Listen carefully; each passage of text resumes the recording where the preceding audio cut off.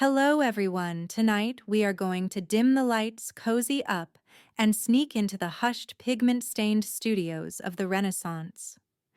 Imagine for a moment the flickering candlelight casting dancing shadows across a half finished fresco, the scent of linseed oil heavy in the air, and there amidst the chaos of creation, a master artist perhaps. Leonardo himself slumped over a dusty workbench, snoring softly. You probably won't survive this reality. So before you get comfortable, take a moment to like the video and subscribe, but only if you really enjoy what I do here. Tell me where you're listening from in the comments below and what time it is for you right now. The first sliver of dawn, a soft, uncertain gray, begins to bleed across the eastern sky. You're jolted awake not by an alarm but by the insistent deep bleating of goats just outside your wattle and daub hut. Your straw mattress, surprisingly lumpy, has done its best, but now the symphony of the medieval morning is in full swing. Roosters, those feathered alarm clocks, crow with an almost painful enthusiasm, joined by the squawk of geese and the grunts of pigs rooting around the village perimeter. You can already hear the familiar creak of a neighbor's door, followed by the clatter of a wooden bucket as someone heads to the communal well. The air, still cool and damp from the night, carries the faint scent of wood smoke and something less pleasant that you'll quickly learn to ignore. A gentle reminder that sanitation isn't quite at the forefront of medieval innovation. You stretch, feeling the aches from yesterday's labor, and push aside the rough woolen blanket. Your eyes adjust to the dim light filtering through the small, unglazed window opening. The world outside is stirring, and so must you. Even the village dogs, which spent the night curled up near hearths, or let's be honest, probably under your sleeping platform if you're a peasant in a shared space, are now beginning their patrol, barking at shadows and new arrivals. This isn't a world of quiet contemplation before your morning brew. It's a world where every sunrise is a call to action. Historians still debate whether this early start was purely a necessity driven by agriculture or if there was a deeper ingrained cultural rhythm to it. But one thing's for sure, the worms certainly got the early bird in medieval times. The sounds of daily life are less distinct than the individual cries of animals, creating a kind of low, persistent hum that permeates the village. It's funny how a millennium can change our definition of noise pollution, isn't it? Here, it's just the sound of living. Before you even think about food, there are chores. The animals need tending, the hearth needs rekindling, and if you're lucky enough to have a small garden plot, it probably needs some attention too.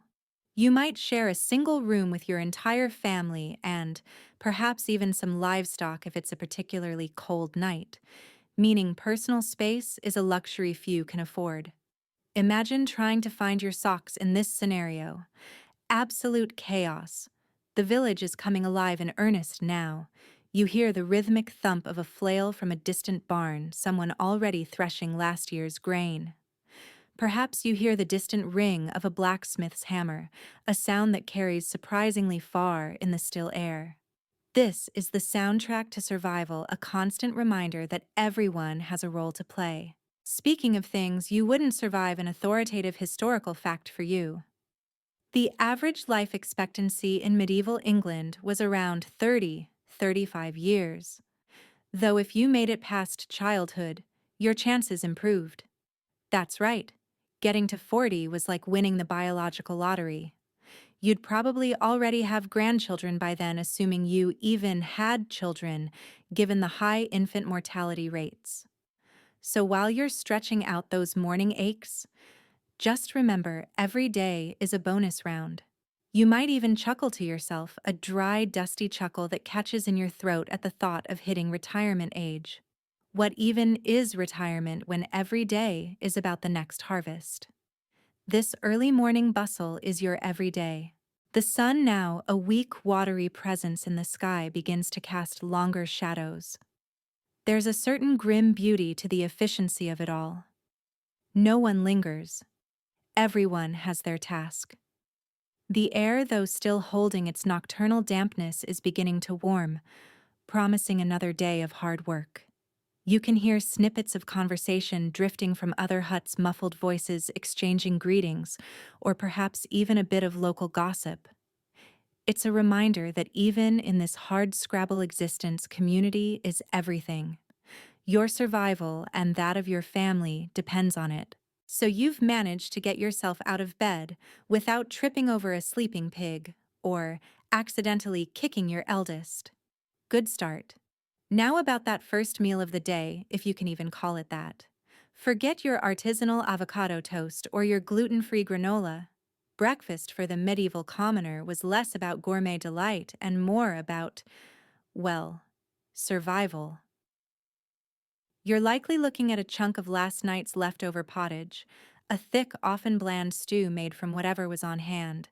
Think boiled grains, maybe some peas or beans if you're lucky, and perhaps a stray vegetable that didn't quite make it into the Lord's Supper. It's warm, it's filling, and it gets the job done. Gourmet. Not so much.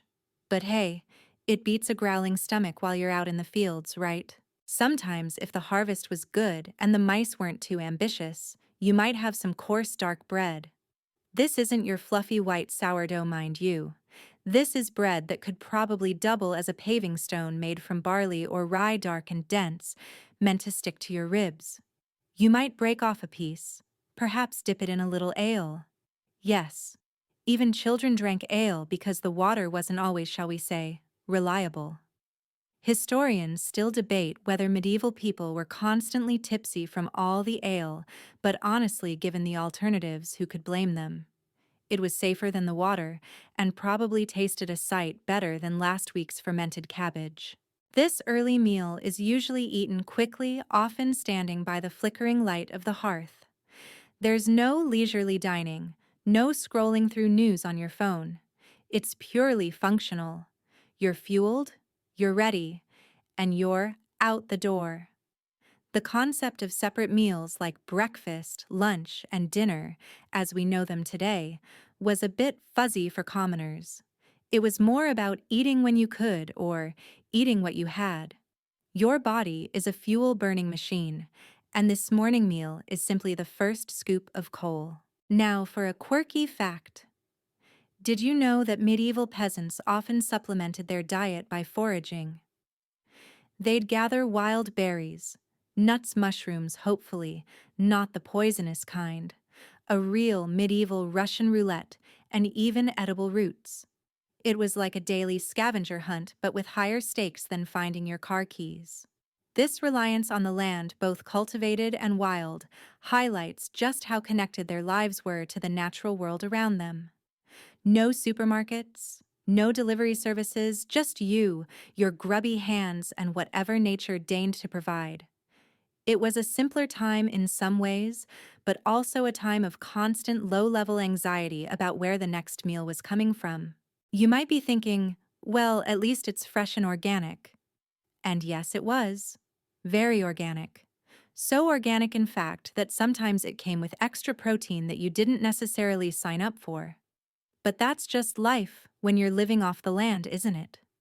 The air's still carrying that faint wood smoke and other aromas reminds you that purity of ingredients wasn't quite the same as today's standards. As you finish your bowl, scraping the last bits with your wooden spoon, no forks for you, friend. Those are still a bit too fancy for the likes of a peasant. You feel the warmth spread through your belly. It's not delicious, but it's sustenance. It's the kind of meal that reminds you of your place in the grand scheme of things, a cog in the agricultural machine, fueled by the earth's bounty, ready to return that energy to the earth itself. It's a very cyclical existence, you realize, and every mouthful of that dense pottage reinforces it. With that, delightful. Meal settled, it's time to face the main event, the fields. Your life and the life of your entire village revolves around the land. If the crops fail, you fail. It's that simple. So with a deep breath of that still damp earthy air, you grab your tools, a heavy hoe, perhaps a scythe if it's harvest season, and join the procession heading out to the communal fields. This isn't your picturesque, romanticized view of farming, mind you. This is back-breaking repetitive labor from sunup to sundown with only the occasional cloud for relief. You start with the plowing, a task often shared with your neighbors. If you're lucky, you have an ox or two, but more often than not, it's brute human strength pulling a heavy wooden plow through stubborn earth. The soil, dark and rich in places, rocky and unforgiving in others, resists your efforts with a silent defiance. Each step is a struggle, each furrow a testament to pure, unadulterated grit. Historians still debate the exact impact of the heavy-wheeled plow on medieval agriculture, but what's not debated is that it was a literal game-changer, making it easier to turn over the dense, heavy soils of northern Europe. Without it, you'd be even more exhausted than you are now, which frankly is a terrifying thought. After plowing comes the sowing, a simpler but no less crucial task. You walk methodically, scattering seeds from a canvas bag, hoping for a good yield. The success of your year, your family's sustenance, literally rests on how evenly those tiny grains are distributed. It's a precise dance between hope and practicality, praying for rain at the right time, fearing hail at the wrong. You might hum a tuneless song to yourself or share a wry joke with a neighbor about the stubbornness of weeds, anything to break the monotony. Well, at least the view is consistent. You might quip, gesturing vaguely at the endless expanse of dirt. It's the kind of humor that only makes sense when your entire existence is tied to the unpredictable whims of nature. A quirky fact about medieval farming. The open field system meant that peasants worked strips of land scattered across large unfenced fields rather than consolidated plots. Imagine trying to keep track of your tiny patches of wheat when they're all mixed up with everyone else's. It was a system designed for communal cooperation, but also, let's be honest, probably a nightmare for anyone with even a mild case of OCD. Is that my strip? Or is that Jeff's? They look suspiciously similar. As the sun climbs higher, the work intensifies. You sweat. The dust gets into your eyes and lungs, and your muscles scream in protest. There are no fancy machines here, no automated irrigation. It's all done by hand with simple tools that haven't changed much in centuries. You might spend hours weeding, bending over in the hot sun, painstakingly pulling out unwanted plants. It's monotonous, yes, but also deeply rhythmic. There's a certain trance-like quality to the work, the repetitive motions allowing your mind to drift even as your body aches. The air thickens with the scent of freshly turned earth and the distant hum of insects. The day is a relentless cycle of tasks: plowing, sowing, weeding, harrowing, harvesting. Each season brings its own set of demands, its own unique set of aches and pains. But there's also a deep satisfaction in it, a primal connection to the land that most modern folks can only dream of. You're not just working, you're living. The land, and the land in turn, is living through you. It's an honest living, a hard living, and frankly, you wouldn't trade it for anything, mostly because you don't have any other options. But still. So you've survived the morning meal and the grueling field work. Bravo. But the medieval village isn't just about dirt and growing things. It also hums with the quieter yet equally essential work of artisans and craftspeople. You might shuffle along the muddy track past the rhythmic clang of the blacksmith, a sound that echoes across the village like a medieval drum solo. The smell of hot metal and coal dust hangs heavy in the air, a stark contrast to the fresh earth of the fields. The blacksmith, is arguably one of the most vital people in the village. He's the one who sharpens your scythe, repairs your plowshare, and forges the nails that hold your hut together. He's probably also the village dentist, which, well, let's just say you hope you don't get a toothache. His day is a constant dance between fire hammer and anvil, shaping stubborn iron into tools that make life possible. Historians still debate the exact impact of early medieval ironworking techniques on agricultural productivity. But suffice it to say, without these folks, farming would be even more of a nightmare. Next door, you might find the Sacha carpenter. His workspace filled with the sweet, resinous scent of freshly cut timber. He's building doors, repairing roof beams, fashioning furniture, simple, sturdy stuff. Not your flat-pack nightmares, and perhaps even constructing the sturdy wooden cart that takes your meager surplus to market. His tools are few but expertly wielded saws, chisels, mallets.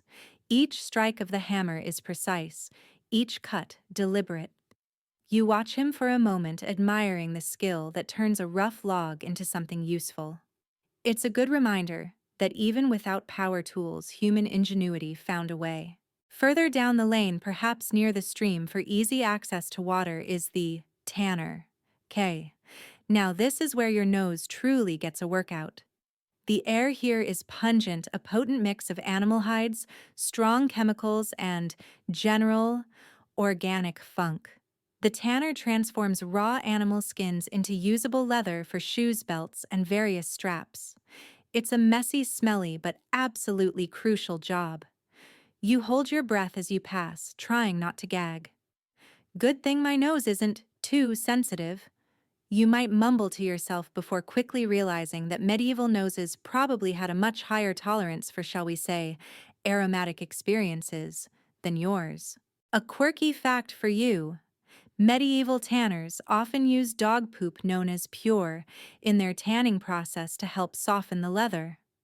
So that less pleasant smell we talked about earlier, yeah, that could very well be part of the artisanal leather making process. Talk about dedication to your craft, huh? Suddenly those simple leather shoes feel a lot more earthy. Other essential craftspeople abound.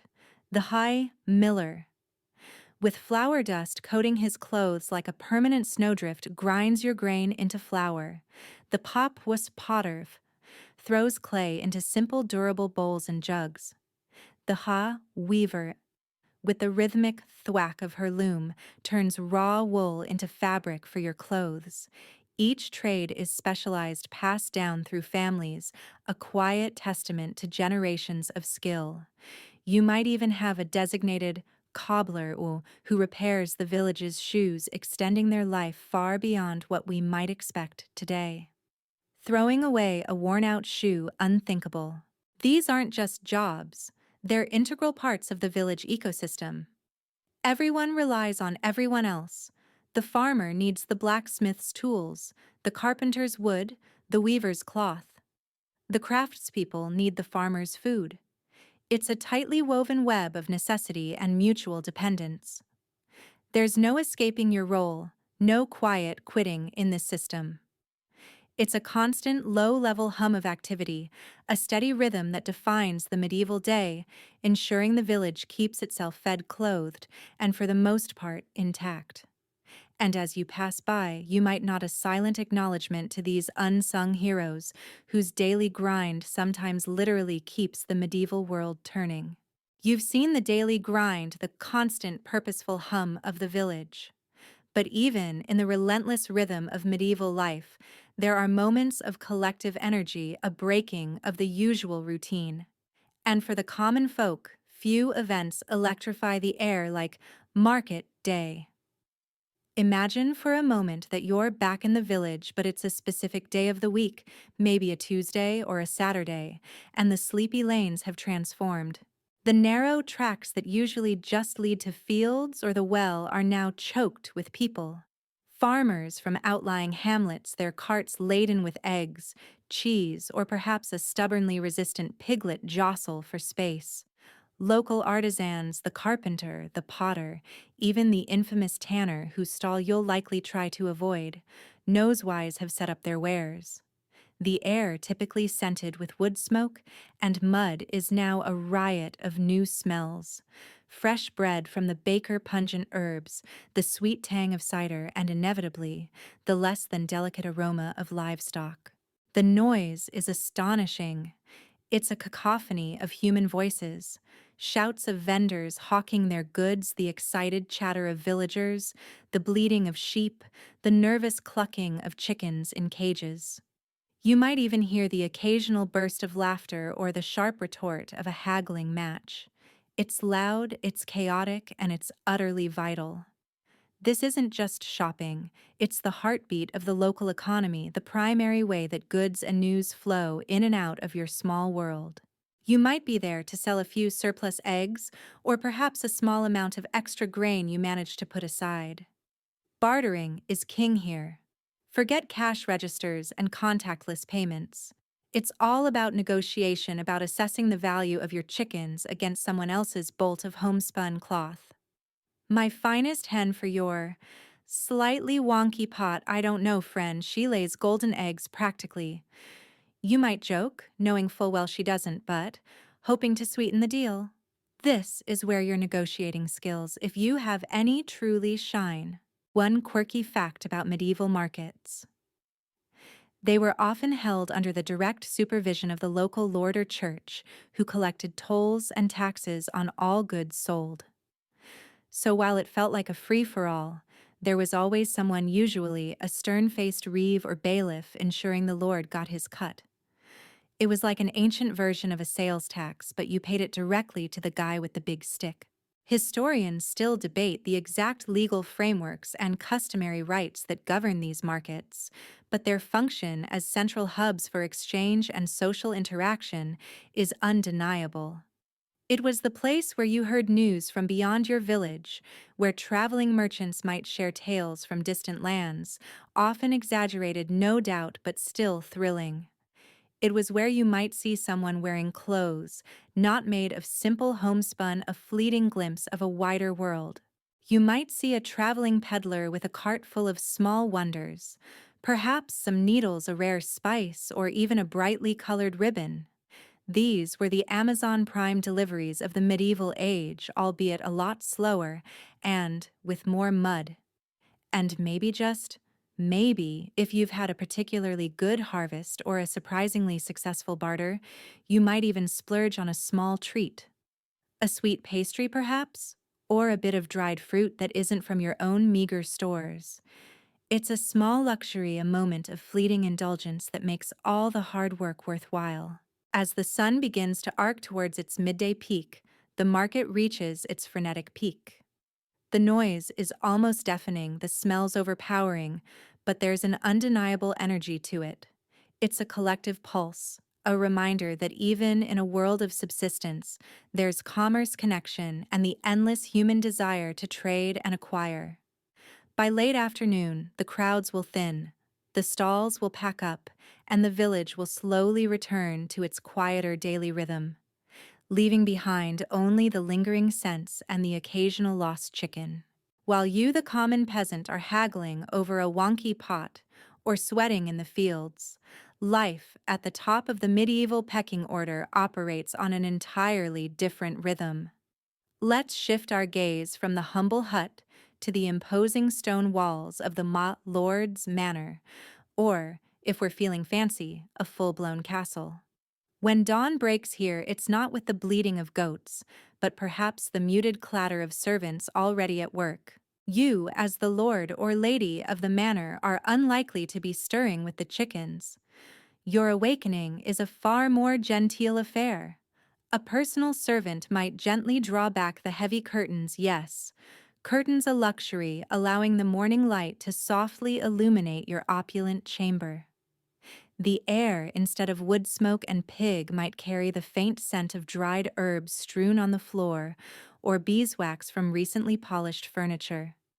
You stretch on a bed that, while still possibly a wooden frame, boasts a proper mattress stuffed with feathers or wool, a far cry from your straw pallet. Your first routine involves not chores, but being attended to. A lady might have maids help her with her intricate gown, lace her corsets, early versions, mind you, and arrange her hair. A lord would be assisted by valets in donning his fine tunic and hose, perhaps even his elaborate outer robes, often dyed in vibrant colors like that expensive saffron or deep indigo that would make a peasant's eyes water. This dressing ritual isn't just about getting ready. It's a statement of status, a daily reaffirmation of your place at the apex of the social pyramid. While you are being dressed, you might be receiving the first reports of the day. A steward might approach bowing low to brief you on the previous day's harvest, yields the progress of a building project, or a dispute between villagers. This is your initial foray into governance, a gentle ease into the responsibilities that come with owning well everything. Historians still debate the true extent of a lord's direct involvement in daily agricultural management, but their overarching authority and the expectation of their oversight were undeniable. It's a bit like being the CEO of a very large, very muddy corporation. A quirky fact about medieval nobility's morning routine. Some high-ranking individuals would have a lever, a semi-public awakening ceremony where servants and even minor nobles would attend their dressing, offering them the chance to conduct informal business. Imagine trying to discuss feudal contracts while someone's tying your shoes. Talk about multitasking. It was less about privacy and more about showcasing your power. Meanwhile, downstairs, the castle or manor is already a hive of activity. Stable hands are tending to horses, cooks are beginning the elaborate preparations for your morning meal, and pages are scurrying about carrying messages or running errands. The sheer number of retainers and servants required to keep a noble household running smoothly is immense. It's a carefully choreographed ballet of servitude, all designed to ensure the Lord's day unfolds with maximum comfort and efficiency. Unlike the peasant's functional gulp of pottage, your morning meal, while not the main event of the day, is still a substantial affair. It's a precursor to the lavish midday feast, and we'll get to the full culinary spectacle shortly. But for now, suffice it to say, your early morning diet is far more varied and abundant than anything your peasants could dream of. And as you finally descend from your private chambers immaculately dressed, and with the day's first affairs already settled, you might cast a fleeting thought to your sprawling estates, a benevolent or perhaps indifferent ruler surveying your domain, ready for another day of privilege and power. Or, more accurately, ready for breakfast. All right, you're the lord or lady, fresh from your gentle awakening and morning briefings. Now your stomach rumbles not for thin pottage, but for something far grander. Welcome to the Castle Kitchen. A place of organized chaos, roaring fires, and a symphony of sizzling, chopping, and bubbling that would make any modern chef both thrilled and terrified. Imagine stepping into this cavernous space. It's typically located far enough from the main living quarters to minimize noise, and more importantly, the risk of fire. The air is thick with the rich, savory scent of roasting meat, mingled with the earthy aroma of root vegetables and the sweet promise of baked goods. Huge open hearths dominate one-wall fires, crackling and spitting their flames, licking at massive cauldrons and turning spits laden with whole animals. This isn't your dainty gas range. This is pure, unadulterated, wood-fueled power. Dozens of servants from the chief cook, a figure of formidable authority, and probably even more formidable girth, down to the scullery maids, move with practiced efficiency. There's a hierarchy here as strict as any feudal system. The head cook barks, orders, his voice cutting through the din. Apprentices scurry, carrying water, turning spits, and fetching ingredients from larders that hold an astonishing array of foodstuffs: salted meats, dried fish, huge rounds of cheese, sacks of various flours, and barrels of ale and wine. For your morning meal, the preparations are already well underway. You're not getting bacon and eggs, but perhaps roasted fowl, chickens, geese, or even pigeons, fresh from the castle's own poultry yard. Alongside that, there might be thick slices of freshly baked white bread, a definite status symbol, unlike the peasant's dark, coarse loaf, and perhaps some cured ham or smoked fish. Vegetables, often root vegetables like parsnips or carrots, would be boiled or roasted, though fresh greens were less common, especially in winter. One quirky fact about medieval castle kitchens: they sometimes had separate bakehouses and brewhouses within the castle complex. It wasn't just one big kitchen. It was an entire industrial complex dedicated to keeping the noble belly full. It's like having a private bakery and brewery on your estate. Talk about convenience. You can practically hear the head cook shouting, "More ale for the master, and tell the baker I want that sourdough crustier." Historians still debate the precise daily menus of medieval nobility, as records are often sparse or idealized. However, the sheer volume of food consumed was consistently immense, reflecting wealth and power. It was a caloric arms race, essentially. Serving a lavish meal wasn't just about feeding people, it was a display of your lordly power and generosity. Each dish presented was a statement. Look at my resources, look at my abundance. I can afford to feed an army even when they're not fighting. The clatter of pots, the sizzle of fat, the rhythmic chop of knives on wooden boards. It's a constant symphony of culinary creation. You might see a small boy, an apprentice cook meticulously plucking feathers from a freshly slaughtered bird, or another stirring a simmering broth in a cauldron so large you could probably bathe in it, though you definitely wouldn't want to. The air is thick with steam carrying the rich aromas that promise a meal fit for royalty. As the dishes are finally plated on gleaming pewter or wooden trenchers carried by liveried servants, you realize that this kitchen, for all its heat and chaos, is the beating heart of the castle's domestic life. It's where the raw materials of the land are transformed into the fuel for your noble existence, a tangible representation of your status and control over the very necessities of life. And as the first steaming platters begin their journey towards the Great Hall, you can almost taste the privilege. Breakfast, that glorious multi-course affair, is now complete. For you, the lord or lady, the morning isn't about rushing off to grunt in a field. Oh no, it's about noble diversions. Activities designed to maintain your status, hone your skills, and quite frankly, entertain you until the next massive meal. If you're the lord, your morning might begin with military training. Even in times of peace, a lord must be ready for war. You'd head to the lists, or the practice yard, the air ringing with the clash of blunted swords and the grunt of men in padded armor. You might practice your horsemanship tilting at a quinton, a rotating dummy for those not up on their medieval weaponry, or honing your lance skills. It's physically demanding, yes, but it's also a display of strength and prowess, a performance for your retainers and any visiting dignitaries.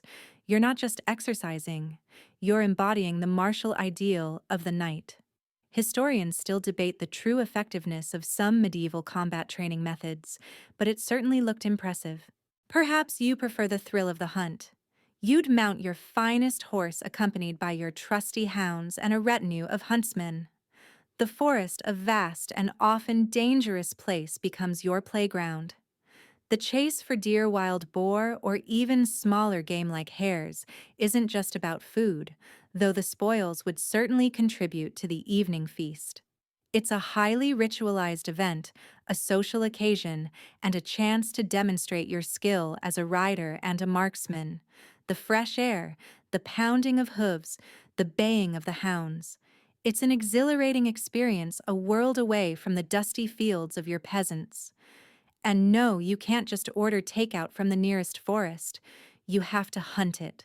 For the lady of the manor, the diversions are equally refined, though less overtly martial. You might spend time on needlework, creating intricate tapestries, or embroidering heraldic symbols onto banners. This isn't just a hobby, it's a display of skill and an important contribution to the beauty and prestige of the household. The fine silk threads glide through your fingers, creating patterns that tell stories of chivalry and virtue. You might also supervise the household accounts, a crucial but often overlooked role. Managing a vast estate with its dozens of servants, numerous tenants, and constant flow of goods requires a keen mind. You'd review ledgers, perhaps consult with your steward, ensuring that the household runs smoothly and efficiently. It's like being the CFO of a very, very large and very, very old company. A quirky fact about noble leisure: hawking or falconry was an extremely popular pastime for both men and women of the nobility. Imagine going for a walk with a trained bird of prey on your arm, ready to swoop down on unsuspecting game. It was a status symbol, a practical skill, and a surprisingly elegant sport. It's a bit more dramatic than walking your poodle, wouldn't you say? Oh, look, my falcon just caught a squirrel. What did your dog do today? Education, too, was a noble diversion, particularly for younger members of the household. Tutors might be engaged to teach Latin French or the intricacies of courtly etiquette. Reading illuminated manuscripts, those beautiful hand-copied books, was a quiet pleasure, a window into a world of stories and knowledge. These weren't just about accumulating facts. They were about cultivating the refined sensibilities expected of the aristocracy. As the morning wears on, the various noble diversions serve to punctuate the day, breaking up the seriousness of governance and the demands of management. They are a blend of duty, skill, and pleasure, all reinforcing the elite position you hold in medieval society. And as the sun climbs higher, signaling the approach of the midday meal, you can feel a satisfying sense of accomplishment, whether from a successful hunt or a perfectly stitched tapestry. It's a comfortable exhaustion, very different from the bone-deep weariness of the peasant leading you to the next grand event of the day. The morning has unfolded, whether in the fields or the castle, and now, regardless of your station, a universal truth of medieval life makes itself known. It's time for the midday meal. This, for most people, is the most substantial meal of the day, a serious affair dedicated to replenishing the calories burned or simply maintaining the opulent ones consumed. If you're a peasant, your midday meal is predictably an upgrade on breakfast, but not by much.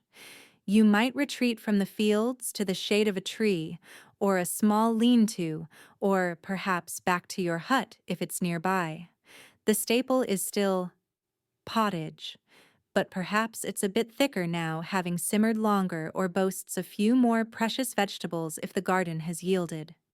This could be accompanied by another hunk of that dense, dark bread. Forget your five-course tasting menu. This is about volume and caloric density.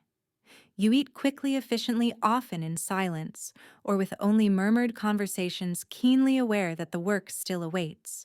There are no lunch breaks as we know them today. This is simply a necessary pause. Historians still debate the precise dietary impact of legumes like peas and beans on medieval commoners, but it's clear they were a vital source of protein when meat was scarce.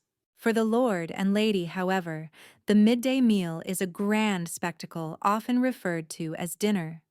You'd gather in the great hall, a vast echoing space sometimes adorned with tapestries and banners. Long wooden tables, often merely planks laid on trestles, would be set up.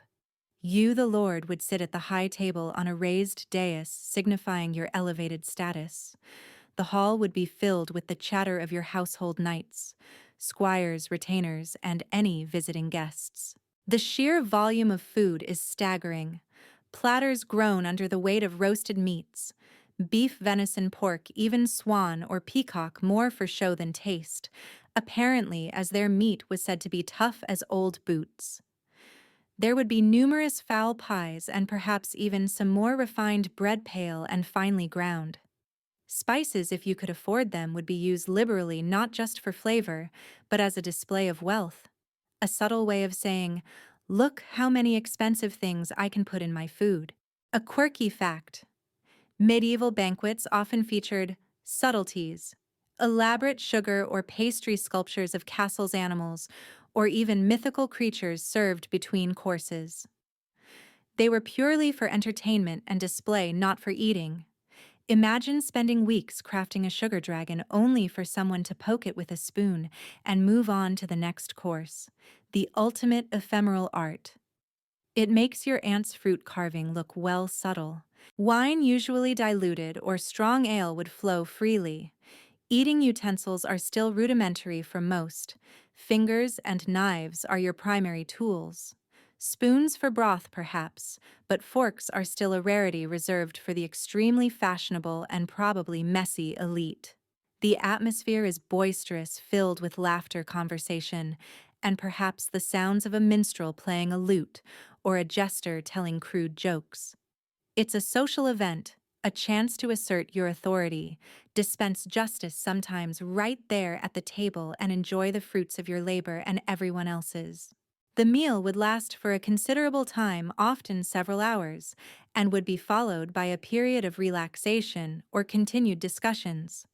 It's a stark contrast between the two worlds: one, a hurried refueling for continued labor; the other, a lavish display of power and abundance. And as you finish your final mouthful, whether of hearty pottage or roasted peacock, the rhythm of the medieval day continues propelling you forward towards the afternoon's duties or diversions. With the midday meal, whether plain or lavish, now a satisfied memory, our journey into medieval daily life takes a turn for the less appetizing. Let's talk about sanitation and sickness. Because while all that feasting was happening, the consequences of poor hygiene were, shall we say, actively festering. Imagine the smells. Seriously, just try to imagine them. We've talked about wood smoke and fresh earth, but now add in unwashed bodies, animal waste. Remember that pure for tanning, rotting food scraps, and open sewers. Yes, open sewers. Most medieval towns and villages lacked any sophisticated waste disposal systems. Human and animal waste often simply flowed into ditches, or if you were lucky, was collected and carted out to the fields as fertilizer. It was, to put it mildly, a fragrant affair. Historians still debate the extent to which medieval people were aware of the link between sanitation and disease, but the practical implications of their habits were undeniable. It's safe to say they weren't exactly endorsing the "wash your hands after using the Privy campaign." Personal hygiene was, by modern standards, rudimentary. Daily bathing was uncommon, particularly among the lower classes. You might wash your hands and face with water from the communal well, but full-body immersion was a rare luxury. Sometimes, if you were feeling particularly fancy, you might indulge in a sweat bath, a bit like a medieval sauna, which was more for cleansing than for getting sparkly clean. The nobility might have had access to private bathhouses, but even those weren't exactly chlorinated pools.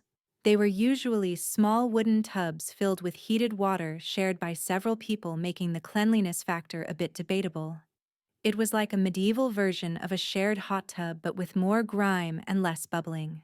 And with that lack of widespread sanitation came, predictably, widespread sickness. Infectious diseases like dysentery, typhus, and of course the ever-present threat of plague ran rampant. Life was a constant gamble against unseen microscopic foes. A common cold could quickly turn deadly, and a simple cut could lead to a fatal infection. There were no antibiotics, no vaccines, and frankly, not a lot of understanding about how diseases spread. A quirky fact about medieval medicine: the belief in the theory of the four humors, blood, phlegm, yellow bile, and black bile, heavily influenced medieval medical practice. Sickness was thought to be caused by an imbalance of these humors. So if you had a fever, they might try to bleed you to reduce your excess blood. Or if you were melancholic, perhaps a dose of purging herbs to balance your black bile.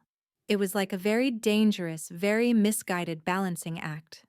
Imagine your doctor telling you, "Well, your humors are clearly out of whack. Let's try some leeches." You'd probably just sigh and accept your fate. Common ailments included everything from toothaches, remember the blacksmith dentist, to parasitic infections exacerbated by poor hygiene and diet. Childbirth was incredibly dangerous for both mother and child, and infant mortality rates were staggeringly high. It truly was a time when simply surviving to adulthood was an achievement in itself. When you heard someone cough, it wasn't just, "Bless you," it was more like, "Oh no, who's next?" Despite the grim realities, medieval people did try to cope. Herbal remedies, often passed down through generations, were widely used.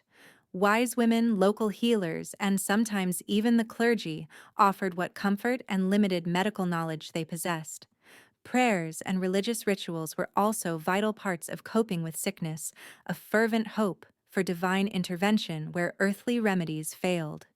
You might offer a small prayer before going to bed, not just for protection from bandits, but from the unseen threats that literally permeated the air around you. So you've navigated the humors, perhaps survived a visit from the blacksmith dentist, and managed to avoid the open sewers. Now, let's turn our attention to the smallest, yet arguably the most resilient members of medieval society, the children. Forget your modern-day concepts of extended childhood's playdates and endless screen time. Medieval kids had a vastly different upbringing, a blend of early responsibility and fleeting moments of genuine, often rough and tumble play. From a very young age, medieval children were integrated into the daily life of the household and village. There wasn't a sharp distinction between childhood and adulthood as there is now. Rather, it was a gradual transition.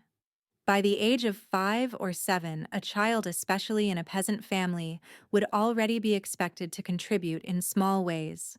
This might mean tending to younger siblings, fetching water from the well, gathering firewood, or scaring birds away from newly sown crops. It was like a very intense, very early internship, but without the promise of a fancy job title or a good resume builder. You, as a medieval child, would learn by doing. Formal schooling was rare for commoners, reserved mostly for the nobility or those destined for the clergy. Your classroom was the farm, the workshop, or the home, and your teachers were your parents and older siblings. You'd observe, imitate, and slowly master the skills necessary for your future life, whether it was weeding fields, spinning wool, or helping your father at the forge. It was a hands-on education, utterly practical and directly tied to survival. Historians still debate the exact concept of childhood in the Middle Ages, with some arguing that children were seen as miniature adults from a very early age, while others emphasize the presence of play and affection. What's clear is that the economic realities of the time necessitated early participation in labor. But don't imagine a grim, joyless existence. Even amidst the chores, there was time for play. A quirky fact: medieval children played with surprisingly familiar toys like dolls, toy knights, wooden swords, and even tops. They also enjoyed games like hide-and-seek tag and various forms of ball games. So while you might be expected to muck out the stable, you could still end your day pretending to be a valiant knight, saving a princess from a dragon using a stick as your trusty steed. Imagine no glowing screens, just pure, unadulterated imagination. It's like the ultimate unplugged experience. Their clothing would be simpler versions of adult attire made from durable, homespun fabrics. You wouldn't find specialized children's clothing lines. Shoes, if you had them, would be sturdy and practical. And remember, that whole hygiene thing. Yeah, medieval kids were probably covered in a permanent layer of grime, a badge of honor for their active outdoor lives. As children grew older, their responsibilities would increase. Boys would increasingly assist their fathers in the fields or trades, learning the family craft. Girls would help their mothers with household duties, preparing food, spinning thread, weaving cloth, and caring for younger siblings.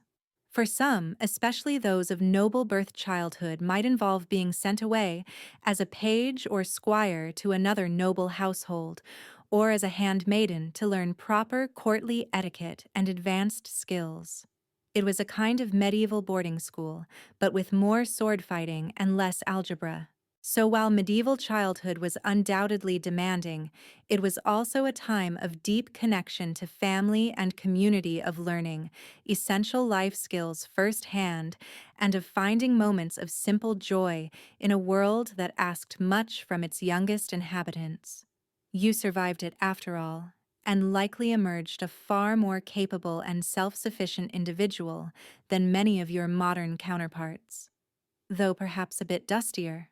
While the common folk and their children are toiling and playing in the dusty village, another segment of medieval society operates on an entirely different plane, one dictated by bells, prayers, and quiet contemplation.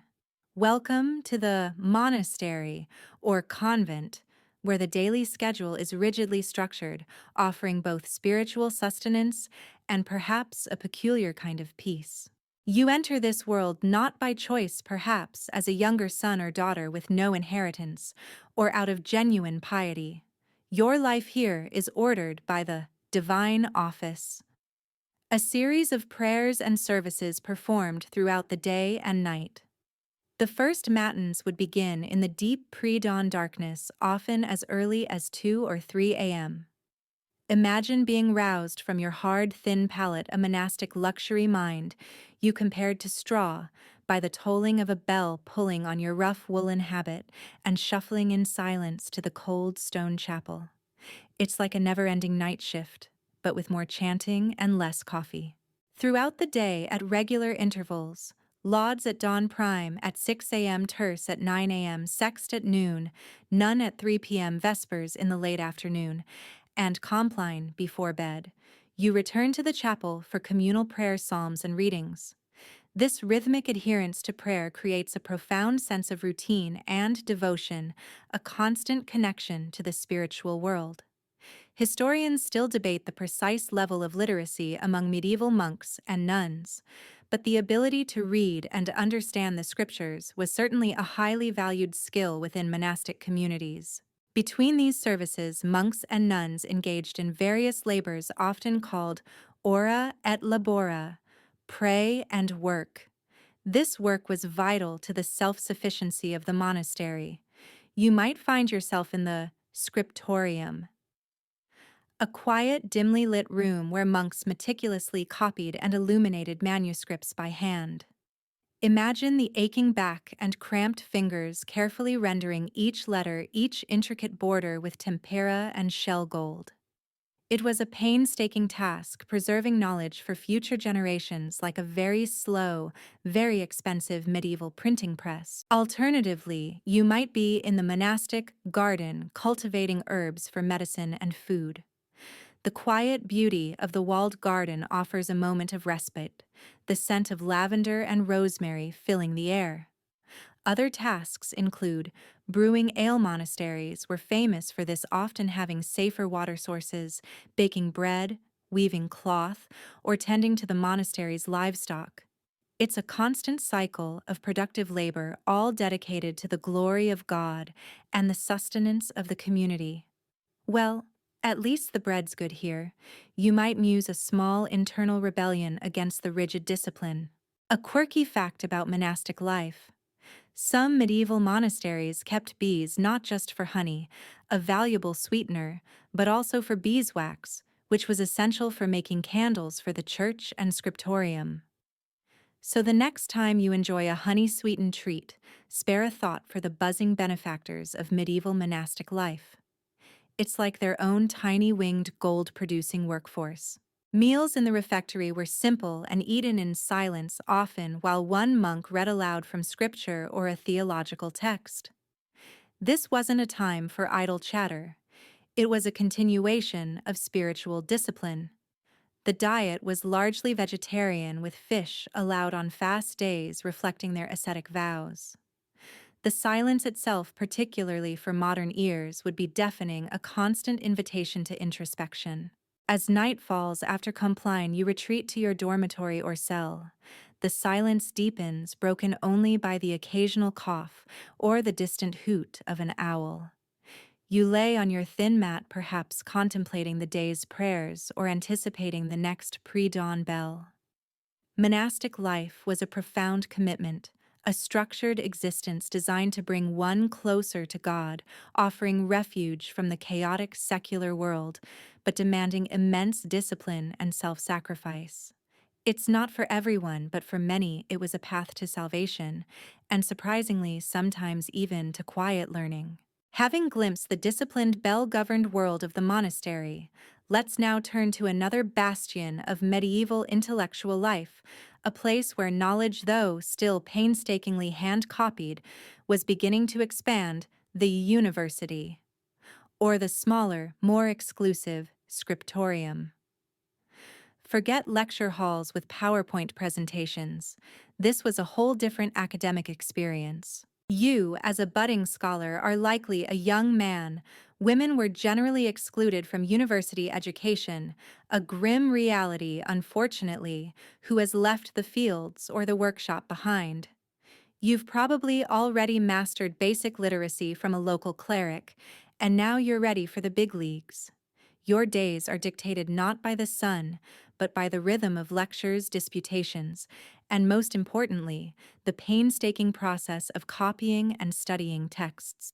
Imagine stepping into a university lecture, perhaps at Paris or Bologna, where scholars still debate whether these institutions were primarily for training clergy or for practical professions like law and medicine.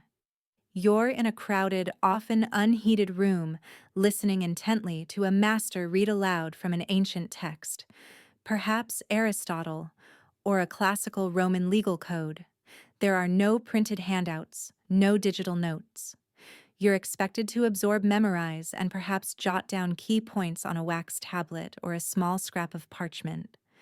The air is thick with the scent of old books, unwashed bodies, and the earnest and sometimes overly confident intellectual fervor of young men trying to make their mark.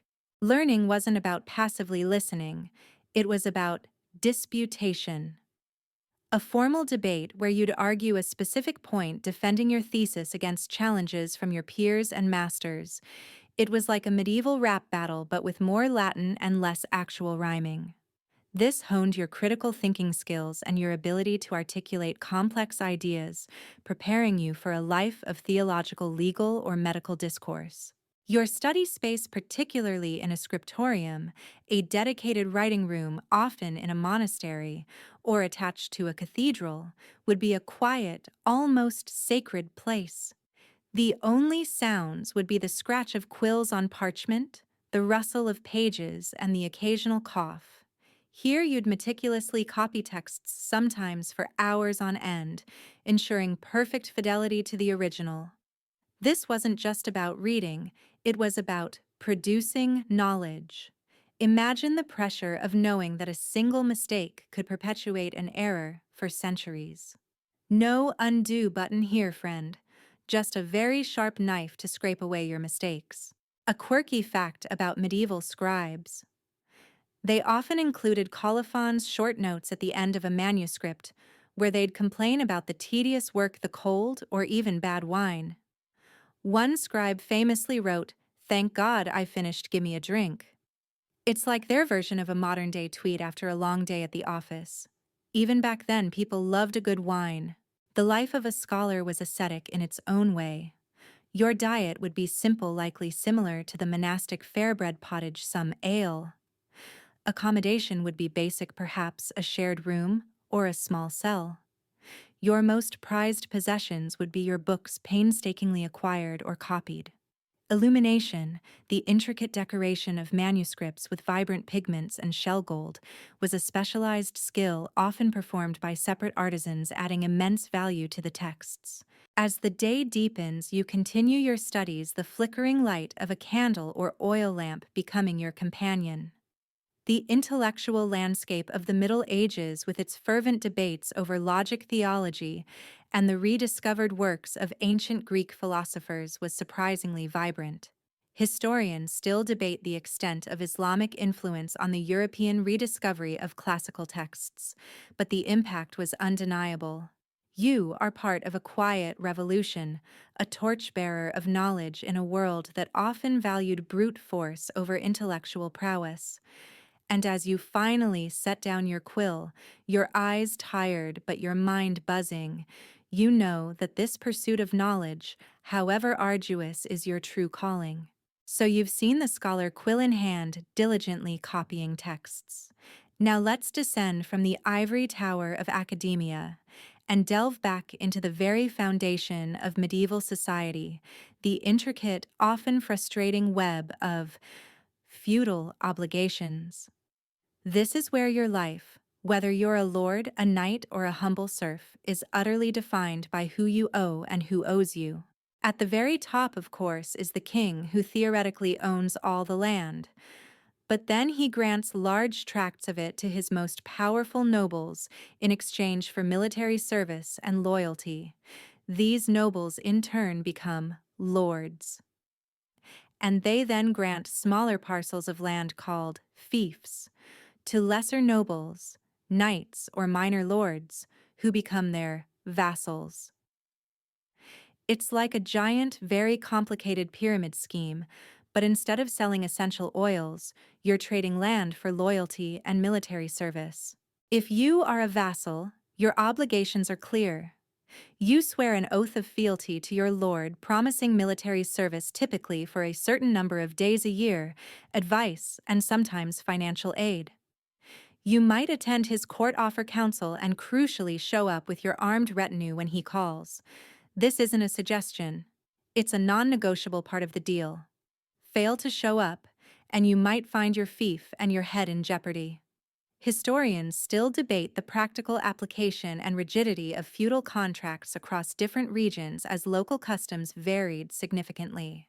But the vast majority of people like you are serfs. You are tied to the land.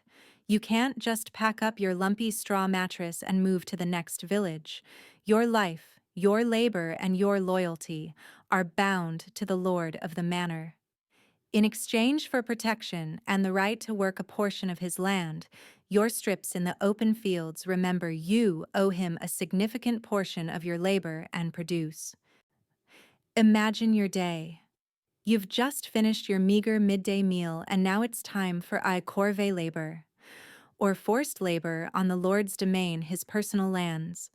This could mean several days a week plowing, sowing, or harvesting his fields before you even get to your own. You're essentially working for free for the benefit of someone else. You might grumble under your breath, but openly complaining. That's a good way to find yourself in the Lord's dungeon, or worse, banished from the land, which is a death sentence. A quirky fact about feudal obligations. The lord often had the right to demand boon work, extra labor from his serfs during peak seasons like harvest, as well as various dues payable in goods, like eggs, chickens, or grain, or even money if it became more common. So not only did you work his land for free, but he could also ask for extra help and take a cut of your meager produce. It was the ultimate terms and conditions apply lifestyle. Beyond labor, there are other obligations.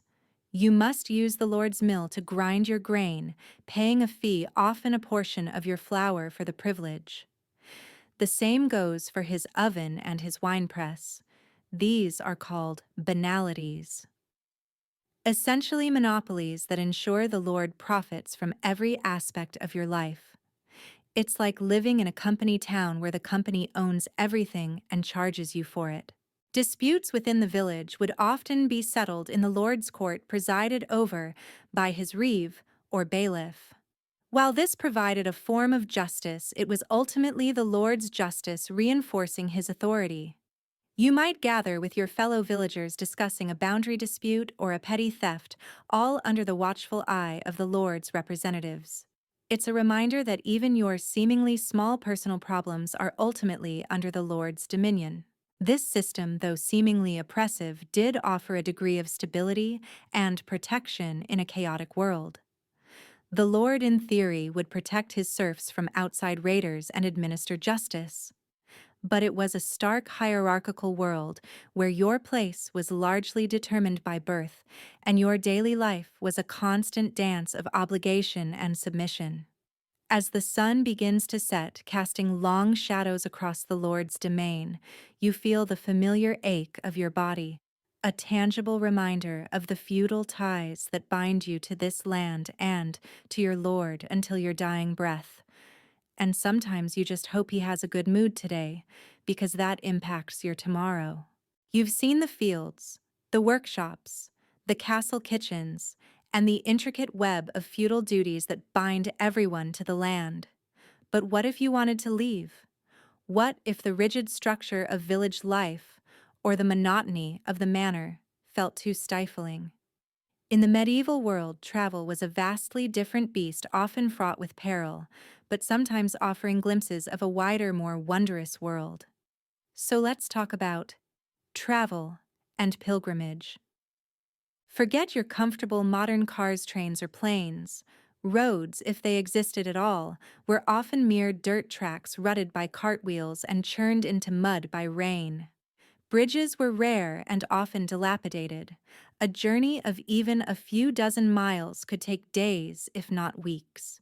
You'd be relying on your own 2 feet, or perhaps a sturdy horse if you were wealthy enough. No paved highways, no convenient rest stops, and certainly no GPS. You just followed the sun and hoped for the best.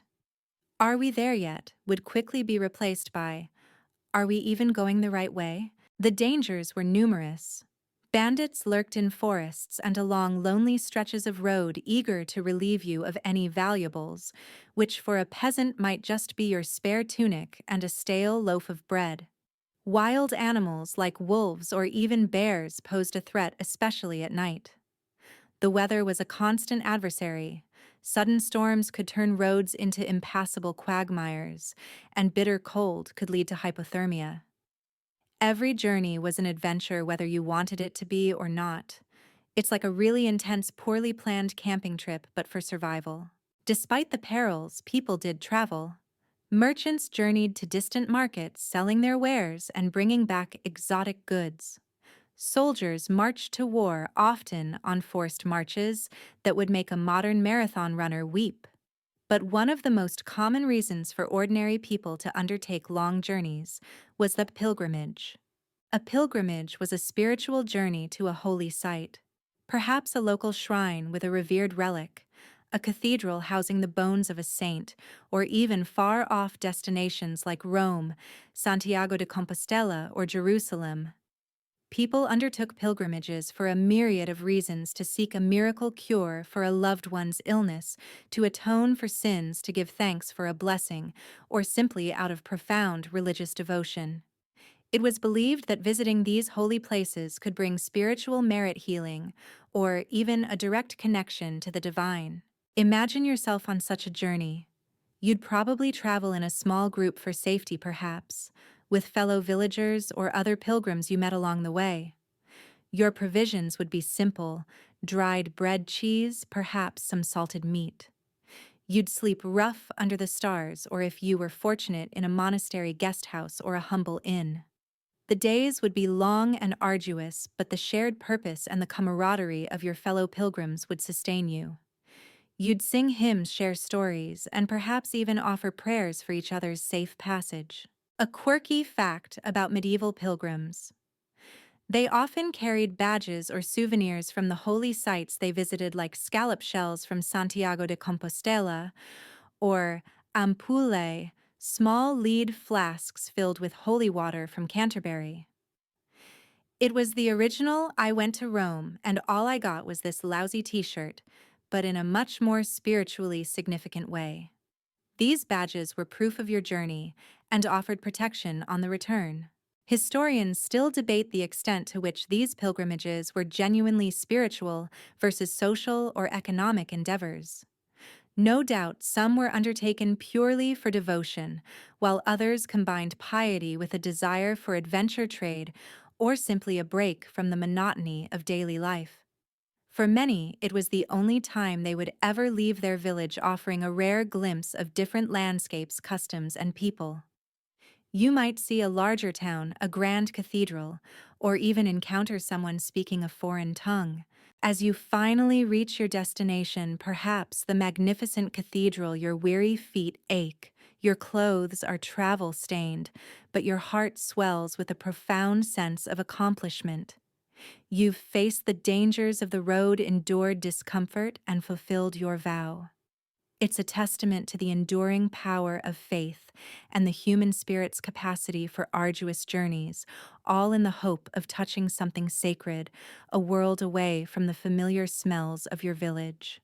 You've braved the roads and endured the perils of travel, arriving back hopefully in one piece. But life in the medieval world wasn't just about working, eating, and praying. It was also about rules. Lots of them. And what happens when those rules are broken? Well, that brings us to the justice and punishment, a system that was often swift public, and by modern standards, incredibly harsh. Forget lengthy court proceedings with lawyers and complex evidence. Medieval justice was often local, administered by the lord or his representatives, and focused more on maintaining order and deterring crime through public display.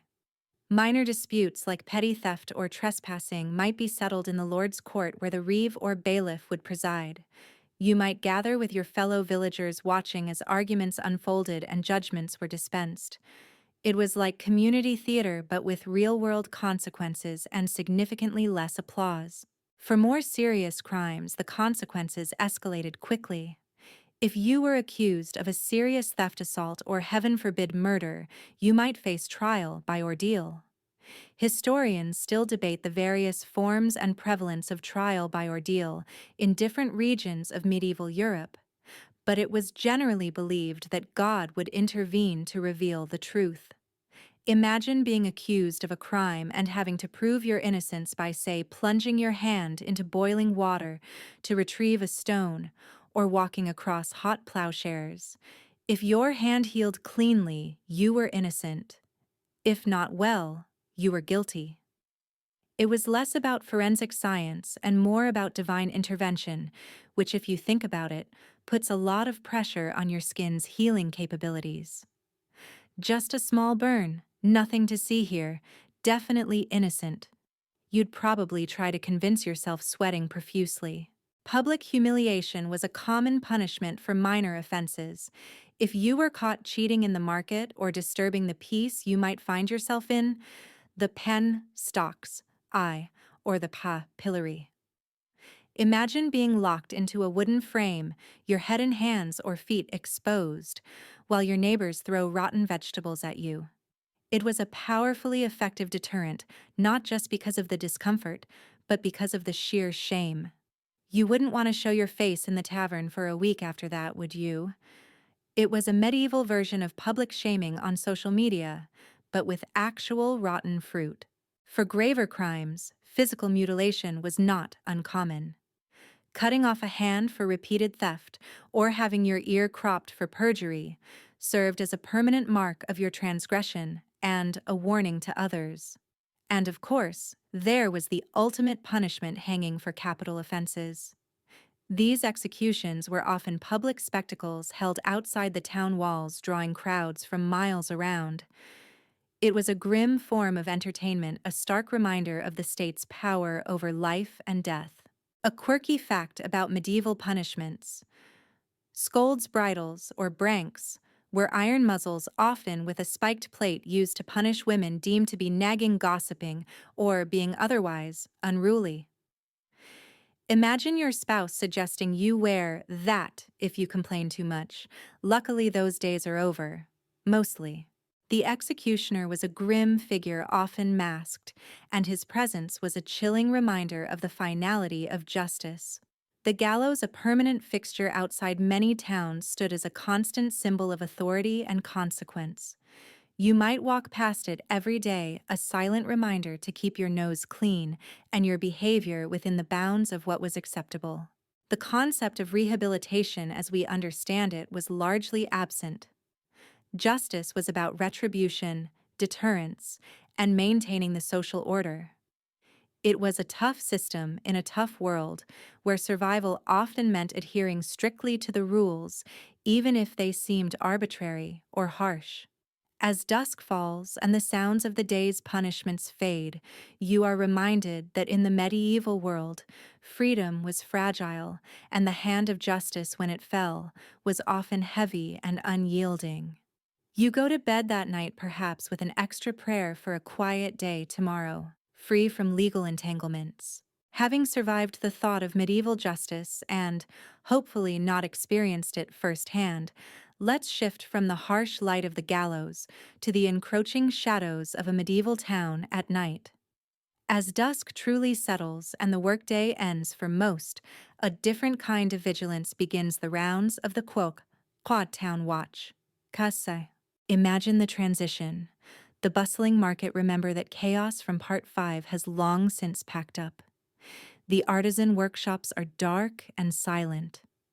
The general clamor of the day fades, replaced by the hoot of an owl or the distant bark of a dog. The narrow, winding streets, often unpaved, and certainly unlit by anything but the moon, if she deigned to show her face, become eerie and treacherous. This isn't your well-lit city park. This is Prime tripping over a stray cat in the dark territory. Suddenly you hear it. A rhythmic, deliberate tap, tap, tap, growing steadily louder. It's the sound of the Chao, watchman's wooden clapper, echoing through the stillness. A small group of men, often ordinary citizens taking their turn or perhaps paid guards in larger towns, begins their nightly patrol. They carry lanterns, their flickering light casting dancing shadows that seem to stretch and contort the familiar buildings into menacing shapes. They're less about dramatic arrests and more about presence, a deterrent against mischief and crime. Their primary duties are straightforward, but vital to ensure the peace: to watch for fires, a constant terrifying threat in a town of timber and thatch, and to deter thieves and vagrants. They'll call out the hours, their voices a reassuring or perhaps slightly unsettling presence in the darkness. Midnight and all's well. They might cry, even if well is a relative term, and midnight is merely a guess based on the stars. Historians still debate the effectiveness of medieval town watches given the limited resources and vast areas they had to cover, but their symbolic importance as guardians of order was significant. You might be safely tucked in your own bed, your straw mattress doing its best to be comfortable, but the sounds of the watch provide a backdrop to your sleep. The distant clapper, the shouted hour. It's a reminder that even in slumber, someone is guarding the fragile peace of the town. It's like a very low-tech security system powered by dedicated and probably very cold individuals. Just another night on the job. You can almost hear them mutter, rubbing their hands together against the chill. A quirky fact about medieval watchmen. Some larger towns employed bellmen, who in addition to calling out the hours would also ring a bell at regular intervals, literally acting as human clocks for the sleeping populace. Imagine having a giant, clangy alarm clock patrolling your street all night. You'd either appreciate it or throw your very heavy ceramic pillow at them. The watchman would check doors, ensure no suspicious figures were lurking in alleys, and deal with any drunks stumbling home from the tavern. They were the first line of defense against the nocturnal dangers that lurked in the shadows.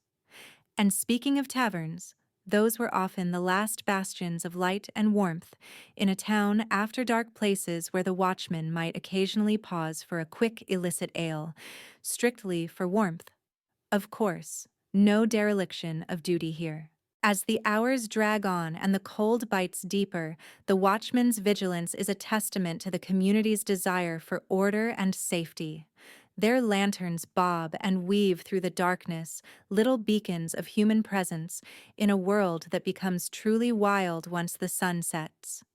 And as you finally drift off to sleep, the last tap, tap, tap of the clapper fades into your dreams, a quiet reassurance that for tonight at least, the town is protected.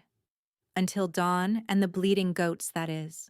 You've heard the clapper of the town, watch its rhythmic tap, tap, tap fading as you try to drift off. But for some, the night is just beginning, or at least, the last vestiges of the day are being savored. We're talking about the tavern, the beating heart of medieval social life once the sun has dipped below the horizon. Imagine stumbling from the dim, narrow streets into the warm, smoky embrace of a medieval tavern. The contrast is immediate and inviting. The air, which outside might be damp and chilly, is thick with the scent of roasted meat. Stale ale and unwashed bodies, a constant familiar fragrance, remember. Laughter, boisterous conversation, and the occasional burst of song fill the space, a welcome antidote to the quiet solitude of the village streets. It's like a very low-key, very smelly pub quiz night, but without the quiz. The main draw, of course, is the ale in Diswachau. Remember how everyone, even children, drank ale because water was often unsafe? Well, here it's consumed with gusto. Tankards, usually made of wood or pewter, are clattering on rough wooden tables. The ale is probably thick, murky, and not nearly as alcoholic as your modern craft beer, but it's warming, filling, and crucially, a safer alternative to the local well water. You might see a traveler still dusty from the road, quaffing a tankard, or a group of local farmers red-faced and laughing unwinding after a day in the fields. Food in the tavern is simple but hearty. Think roasted meats, often cheap cuts, well spiced to mask any issues. Thick bread and perhaps some cheese. It's sustenance but also comfort food designed to soak up the ale and provide warmth. No Michelin stars here, just honest, robust fare. And probably a lot of grease. Just what the doctor ordered. You might slur to a companion as you wipe grease from your chin with the back of your hand. Because napkins, not really a thing for the common folk. The tavern isn't just about food and drink, though. It's a vital social hub. This is where news is exchanged, rumors are spread, often fueled by a few too many tankards of ale, and deals are struck. You might hear tales from distant lands from a traveling merchant, or overhear a heated argument about the Lord's latest decree. It's a cross-section of medieval society, albeit a rather boisterous one. Historians still debate the extent to which taverns facilitated social mobility or merely reinforced existing class structures, but their role as a gathering place is undeniable. A quirky fact about medieval taverns. Many taverns also served as inns, offering rudimentary lodging for travelers. So after a long night of revelry, you might simply stumble upstairs to a communal sleeping area, sharing a bed with several strangers. Imagine the snoring symphony. It's like a very, very old-school hostel, but with less privacy and more bedbugs. The atmosphere is one of unrestrained conviviality. There might be a game of dice being played in a smoky corner, or a minstrel, perhaps not the best one, but he tries strumming a lute by the fire. The watchman might even make a discreet appearance, not to break up the party but to enjoy a quick warming drink before continuing their rounds. It's a place where the rigid hierarchies of the day loosen slightly, where people can forget their feudal obligations for a few precious hours. As the night deepens, the conversations grow louder, the songs more off-key, and the laughter more raucous. The light from the hearth and the flickering rushlights casts dancing shadows on the rough wooden walls. You feel the warmth of the fire, the pleasant buzz of the ale, and the comforting press of humanity around you. It's a fleeting moment of escape, a brief respite from the hardships of medieval life.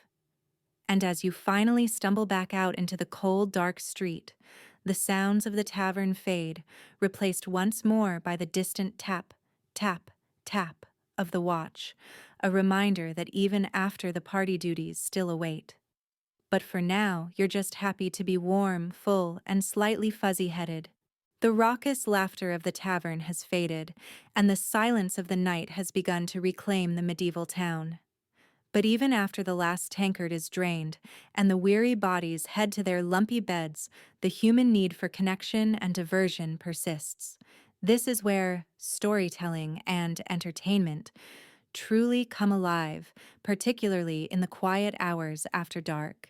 Imagine you're back in your humble hut, the hearth embers glowing a soft orange, casting flickering light on the faces of your family. There's no radio, no television, no internet to scroll through.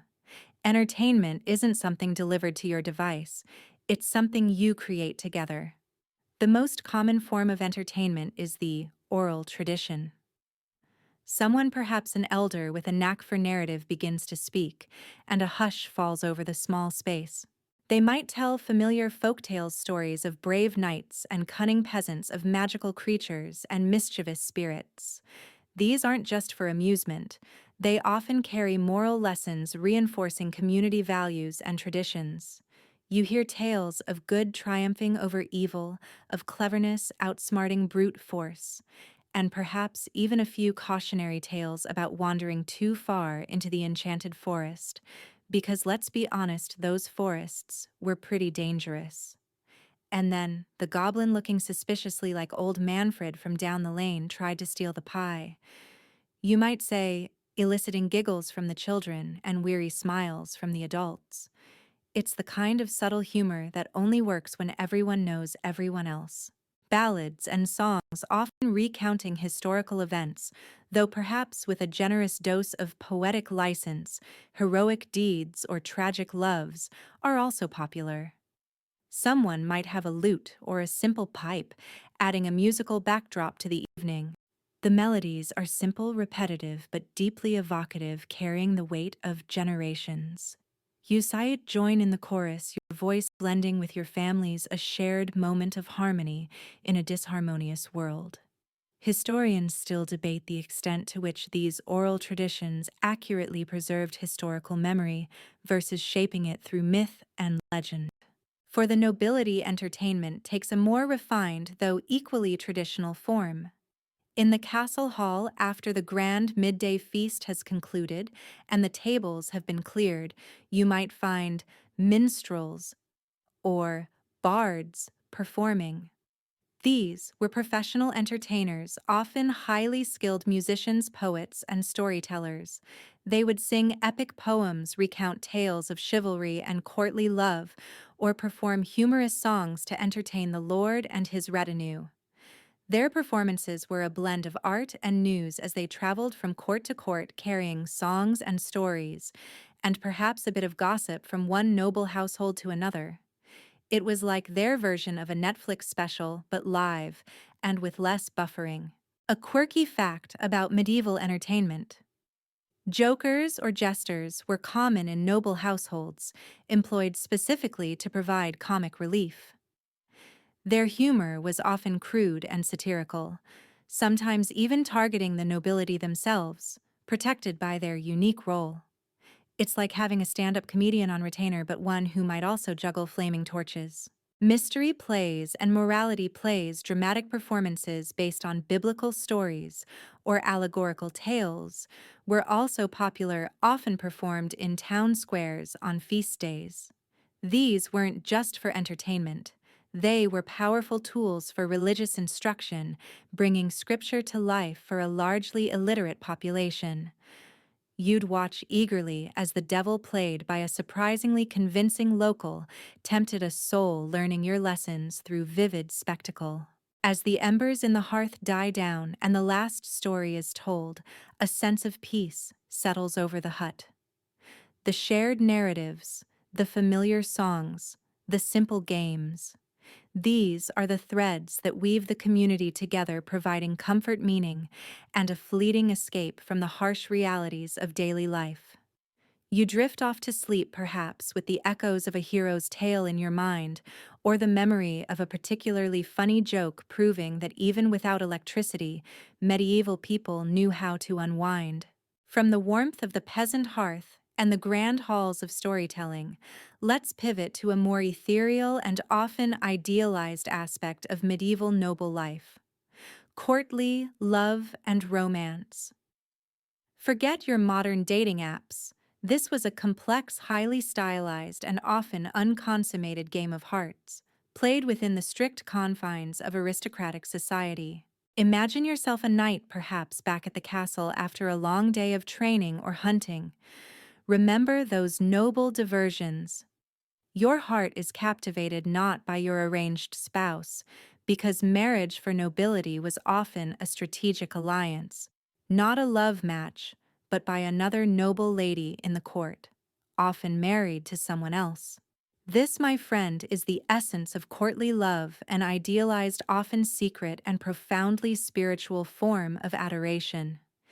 It was less about physical passion and more about devotion, admiration, and service.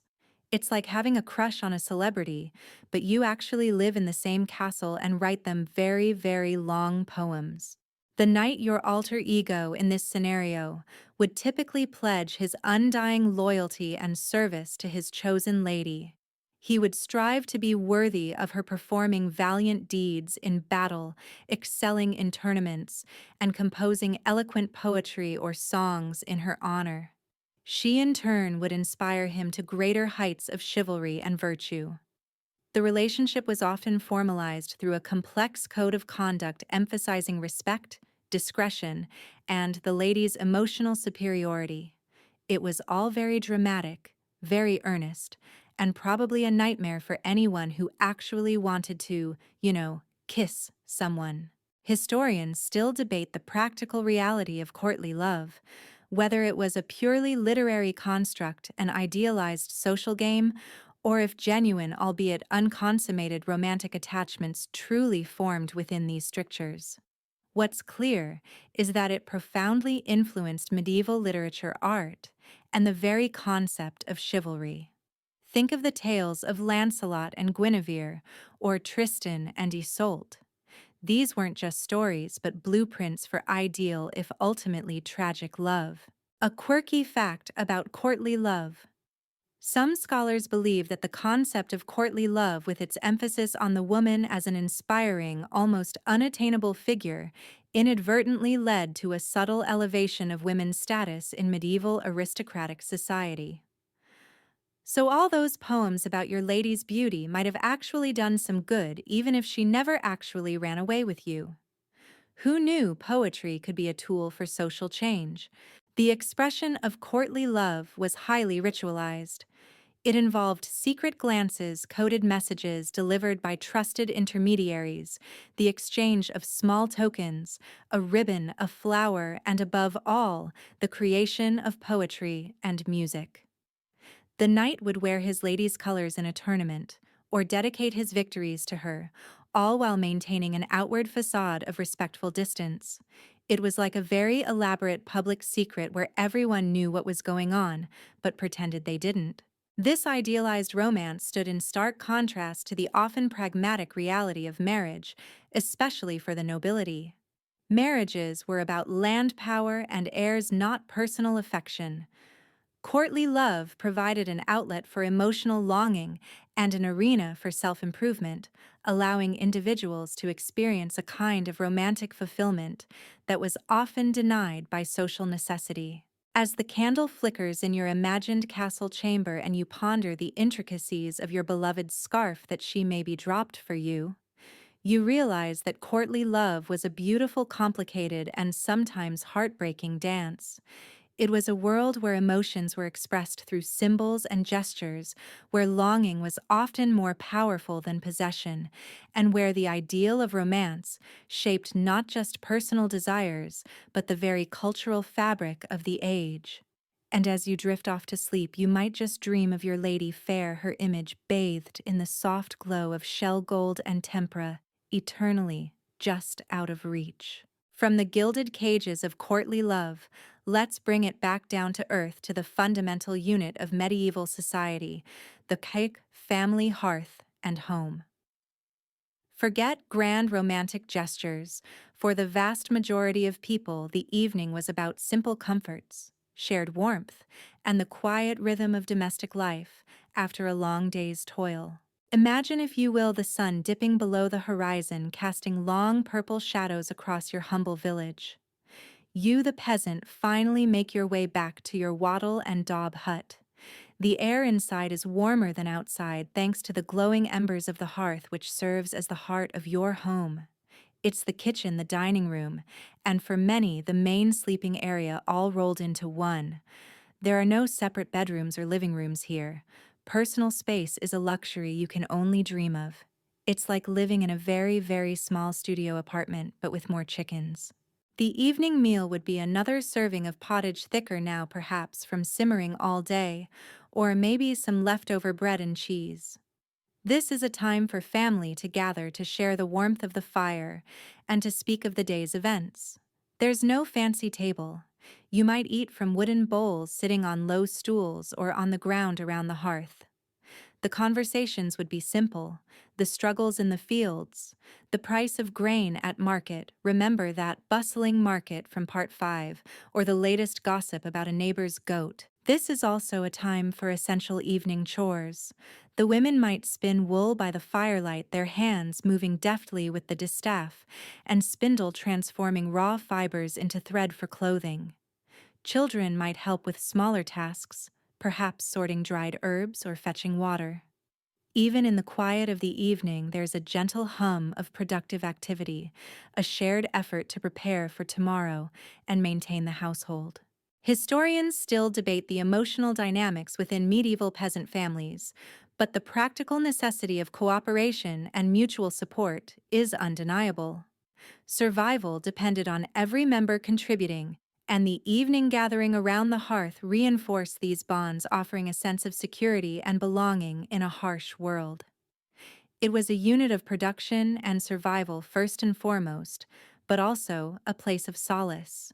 A quirky fact about medieval peasant homes: many huts didn't have chimneys in the modern sense. Smoke from the central hearth would simply fill the room before escaping through a hole in the roof or cracks in the walls. So while it provided warmth, it also meant a constant smoky haze indoors. Imagine trying to watch your favorite show with that kind of air quality. Your eyes would be watering constantly. Ah, the subtle scent of home, you might say, trying to ignore the sting in your eyes. As the evening progresses, stories might be told, simple riddles posed, or songs sung. Remember those from Part 19. It's a continuation of the oral tradition, passing down knowledge, history, and entertainment from one generation to the next.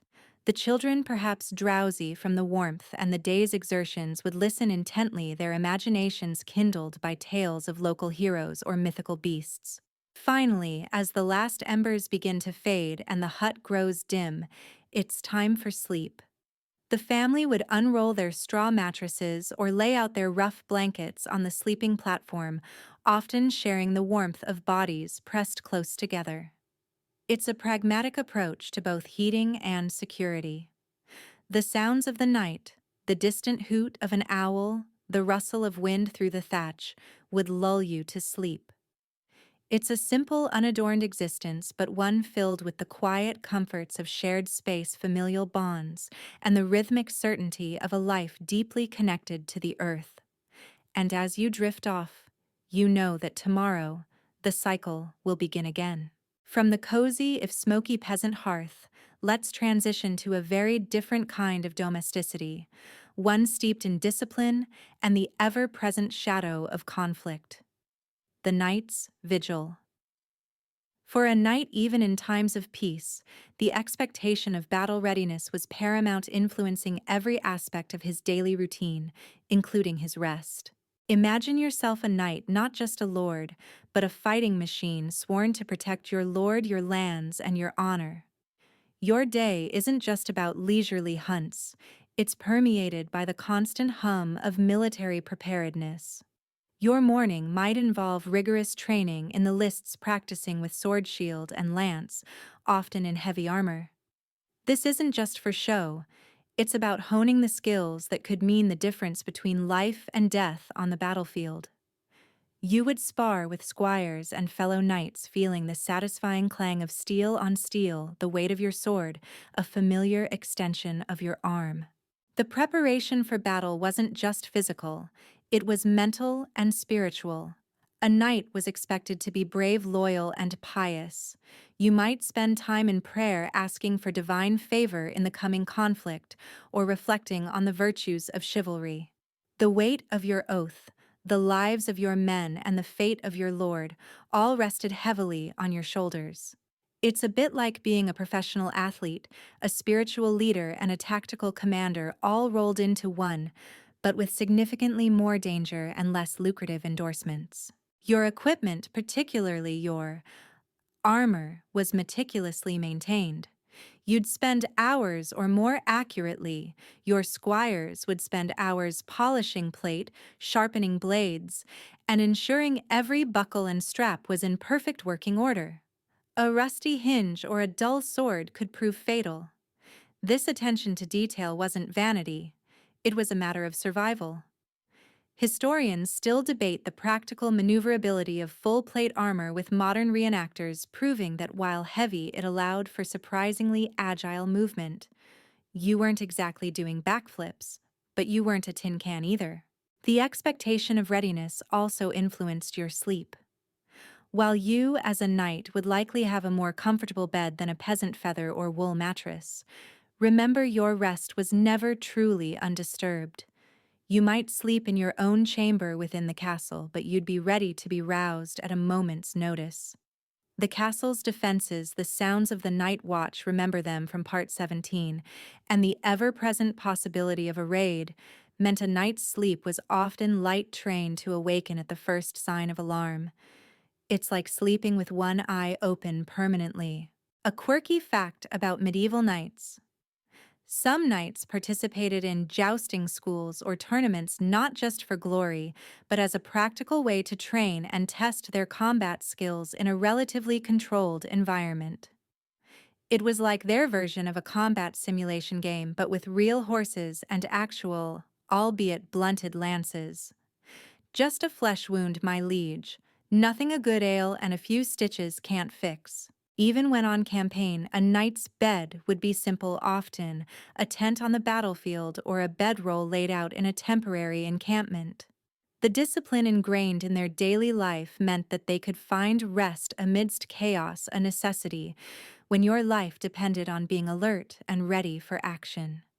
You might dream of glorious victories or valiant deeds, but always with a subtle undercurrent of vigilance. As night falls and the castle settles into its cautious slumber, you, the knight, are a sentinel even in repose. The heavy stone walls provide a sense of security, but the mind of a warrior is always attuned to potential threats. The clatter of your armor, laid out meticulously for quick donning, is a silent reminder of your duty. Your slumber is a brief respite, a recharge for the inevitable demands of tomorrow, whether they bring peace or the terrifying clarion call of war.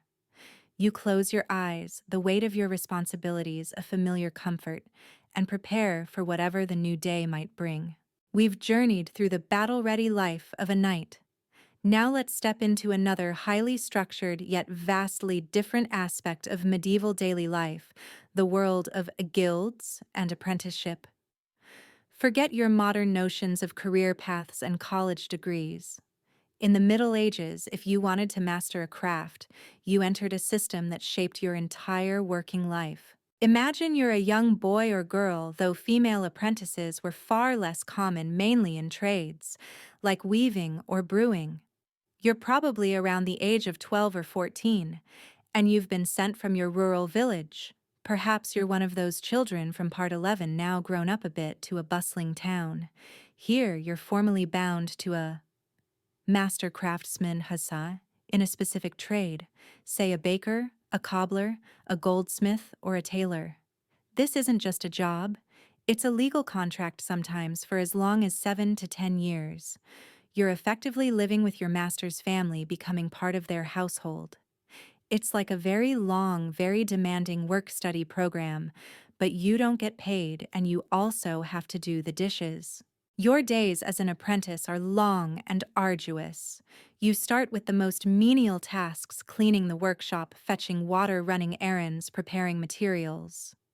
If you're a baker's apprentice, you're up before dawn, kneading dough by hand, stoking the ovens. If you're a tailor's apprentice, you're sweeping floors and organizing bolts of cloth.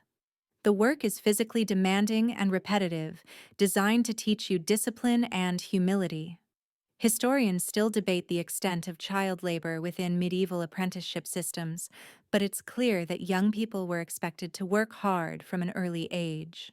Slowly, painstakingly, you begin to learn the craft. You watch your master with intense concentration, observing his every movement. He teaches you the secrets of the trade, the subtle nuances of shaping metal, cutting fabric, or blending dyes. You learn by doing under his watchful eye, making countless mistakes along the way. Each error is a lesson, sometimes accompanied by a sharp word or perhaps even a whack on the knuckles. This hands-on practical learning is the cornerstone of the system. A quirky fact about medieval apprenticeships: Some apprenticeship contracts included clauses specifically forbidding apprentices from gambling, frequenting taverns, or even getting married without their master's permission. It was less about vocational training and more about total immersion and control. Imagine trying to explain that to your parents today. Sorry, Mom can't get married, my tailor said no. After years of dedicated service, if you were deemed competent, you would become a journeyman. This meant you were skilled enough to work for wages, often traveling from town to town, seeking employment with different masters to further refine your skills and gain experience. This period was crucial for broadening your horizons and learning diverse techniques. It's like a medieval gap year, but instead of backpacking through Thailand, you're walking between dirty towns looking for odd jobs. Finally, after proving your mastery by creating a masterpiece, a demonstration piece of exceptional skill, and gaining approval from the Guildgi, the powerful association of craftsmen in your trade, you could become a master yourself. This meant you could open your own workshop, take on your own apprentices, and have a voice in the guild's affairs. The guilds were incredibly influential, controlling quality, setting prices, regulating competition, and providing social welfare for their members. They were like a medieval union, trade association, and social club all rolled into one. The life of an apprentice was tough, a long road of hard work and self-denial, but it offered a path to economic security and social standing that was otherwise rare in medieval society. It instilled discipline, provided invaluable skills, and fostered a deep sense of pride in one's craft. As dusk falls and you finally lay your weary head down, perhaps on a rough pallet in the master's attic, you dream of the day you'll be a master yourself, creating beautiful things with your own hands and, perhaps, just perhaps, finally getting a decent night's sleep without the smell of fresh bread or leather permeating your dreams. You've seen the strict rules of the guilds, the painstaking work of the craftsman, and the long road from apprentice to master. Now let's return to a more universal constant in medieval daily life, one that transcended social class and occupation: religious observances. For the vast majority of people, whether peasant or noble, life was deeply intertwined with the church, and the day was punctuated by moments of prayer and spiritual reflection. Forget your modern secular world where religion might be a once-a-week affair. In the Middle Ages, God was everywhere, and your salvation was the ultimate goal. The church permeated every aspect of existence from birth to death. Your day, much like the monks remember those pre-dawn bells from Part 12, was often marked by the ringing of church bells signaling the canonical hours of prayer. While most common folk wouldn't attend all the services, these bells were a constant reminder of the divine presence and the passage of time. It was like a medieval Google Calendar, but instead of meetings, it was for praying. As evening descended after the day's work was done and the family gathered around the hearth, as we saw in Part 21, a more personal form of religious observance would take place. You might engage in family prayers. Perhaps a simple blessing before the evening meal, thanking God for the day's sustenance. Or, before retiring to your straw mattress, you might kneel, heads bowed, reciting the Lord's Prayer or Hail Mary, often in Latin, which many understood only imperfectly, but whose sound was deeply comforting. These weren't just rote recitations. They were heartfelt pleas for protection, for a good harvest, and for salvation in the afterlife. The village church, often the most imposing building in the settlement, was the spiritual heart of the community. You would attend Mass on Sundays and feast days dressed in your best, though still simple clothes. The Mass, conducted in Latin, would be a sensory experience. The echoing chants, the scent of incense, the flickering candles, the vibrant, if sometimes crudely painted frescoes depicting biblical stories. It was a time for communal worship, for reinforcing shared beliefs, and for reaffirming your place within the divine order.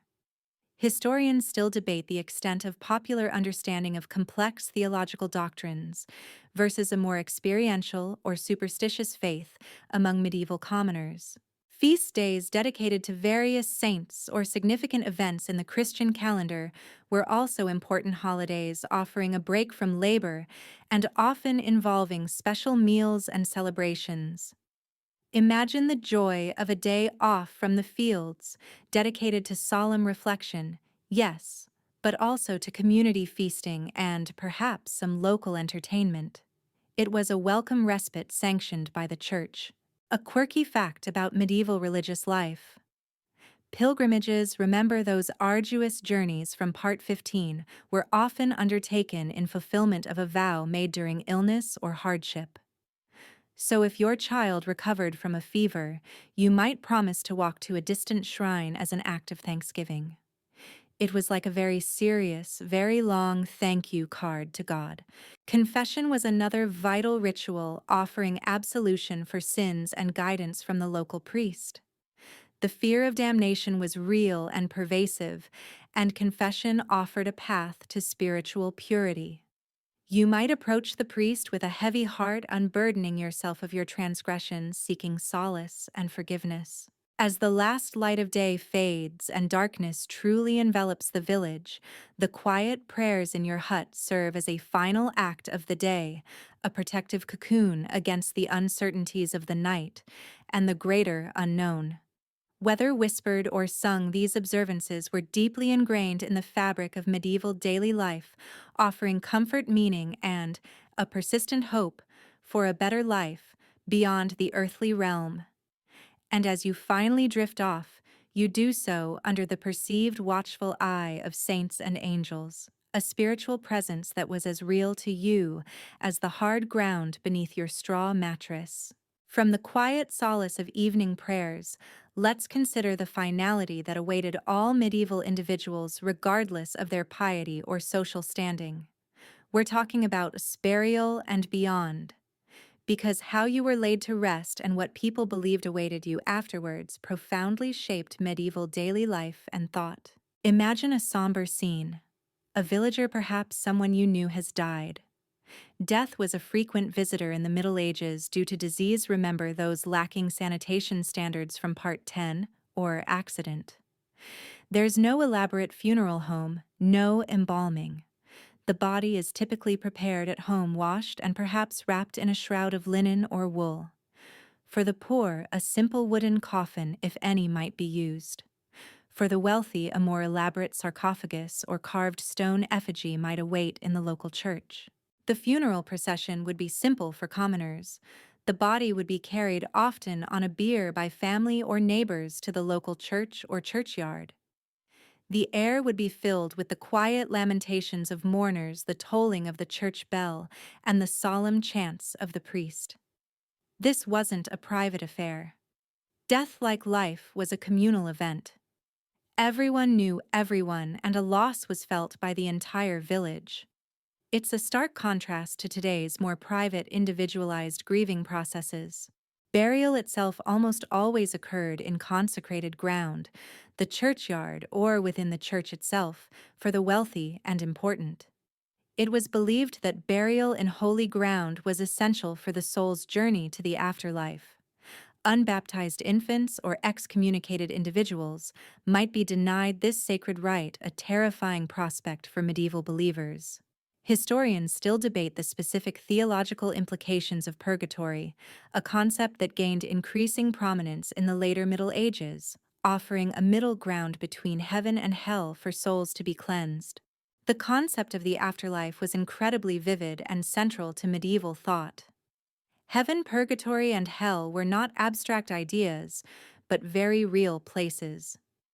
People genuinely feared eternal damnation and believed that their actions in life and the prayers offered for them after death could influence their soul's destiny. This belief permeated daily life, influencing moral choices, charitable giving, and religious observances, like those evening prayers from Part 24.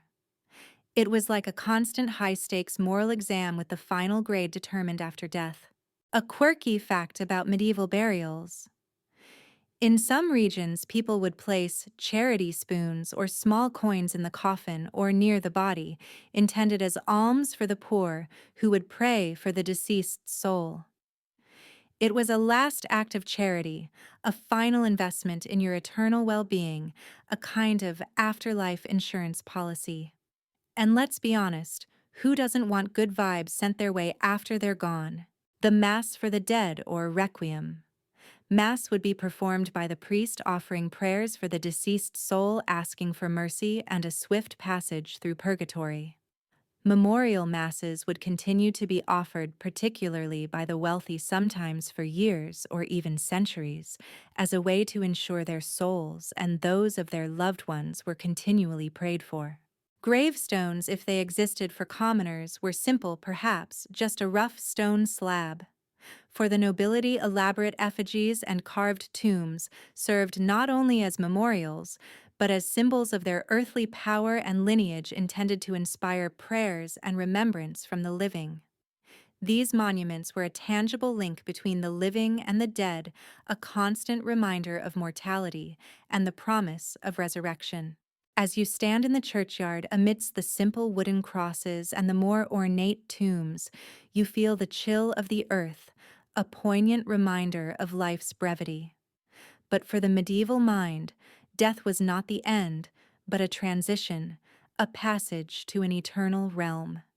And as you return to your daily routines, the memory of the deceased and the omnipresent reality of your own mortality subtly shapes your choices, reminding you to live, piously contribute to your community, and always, always keep an eye on that ultimate destination.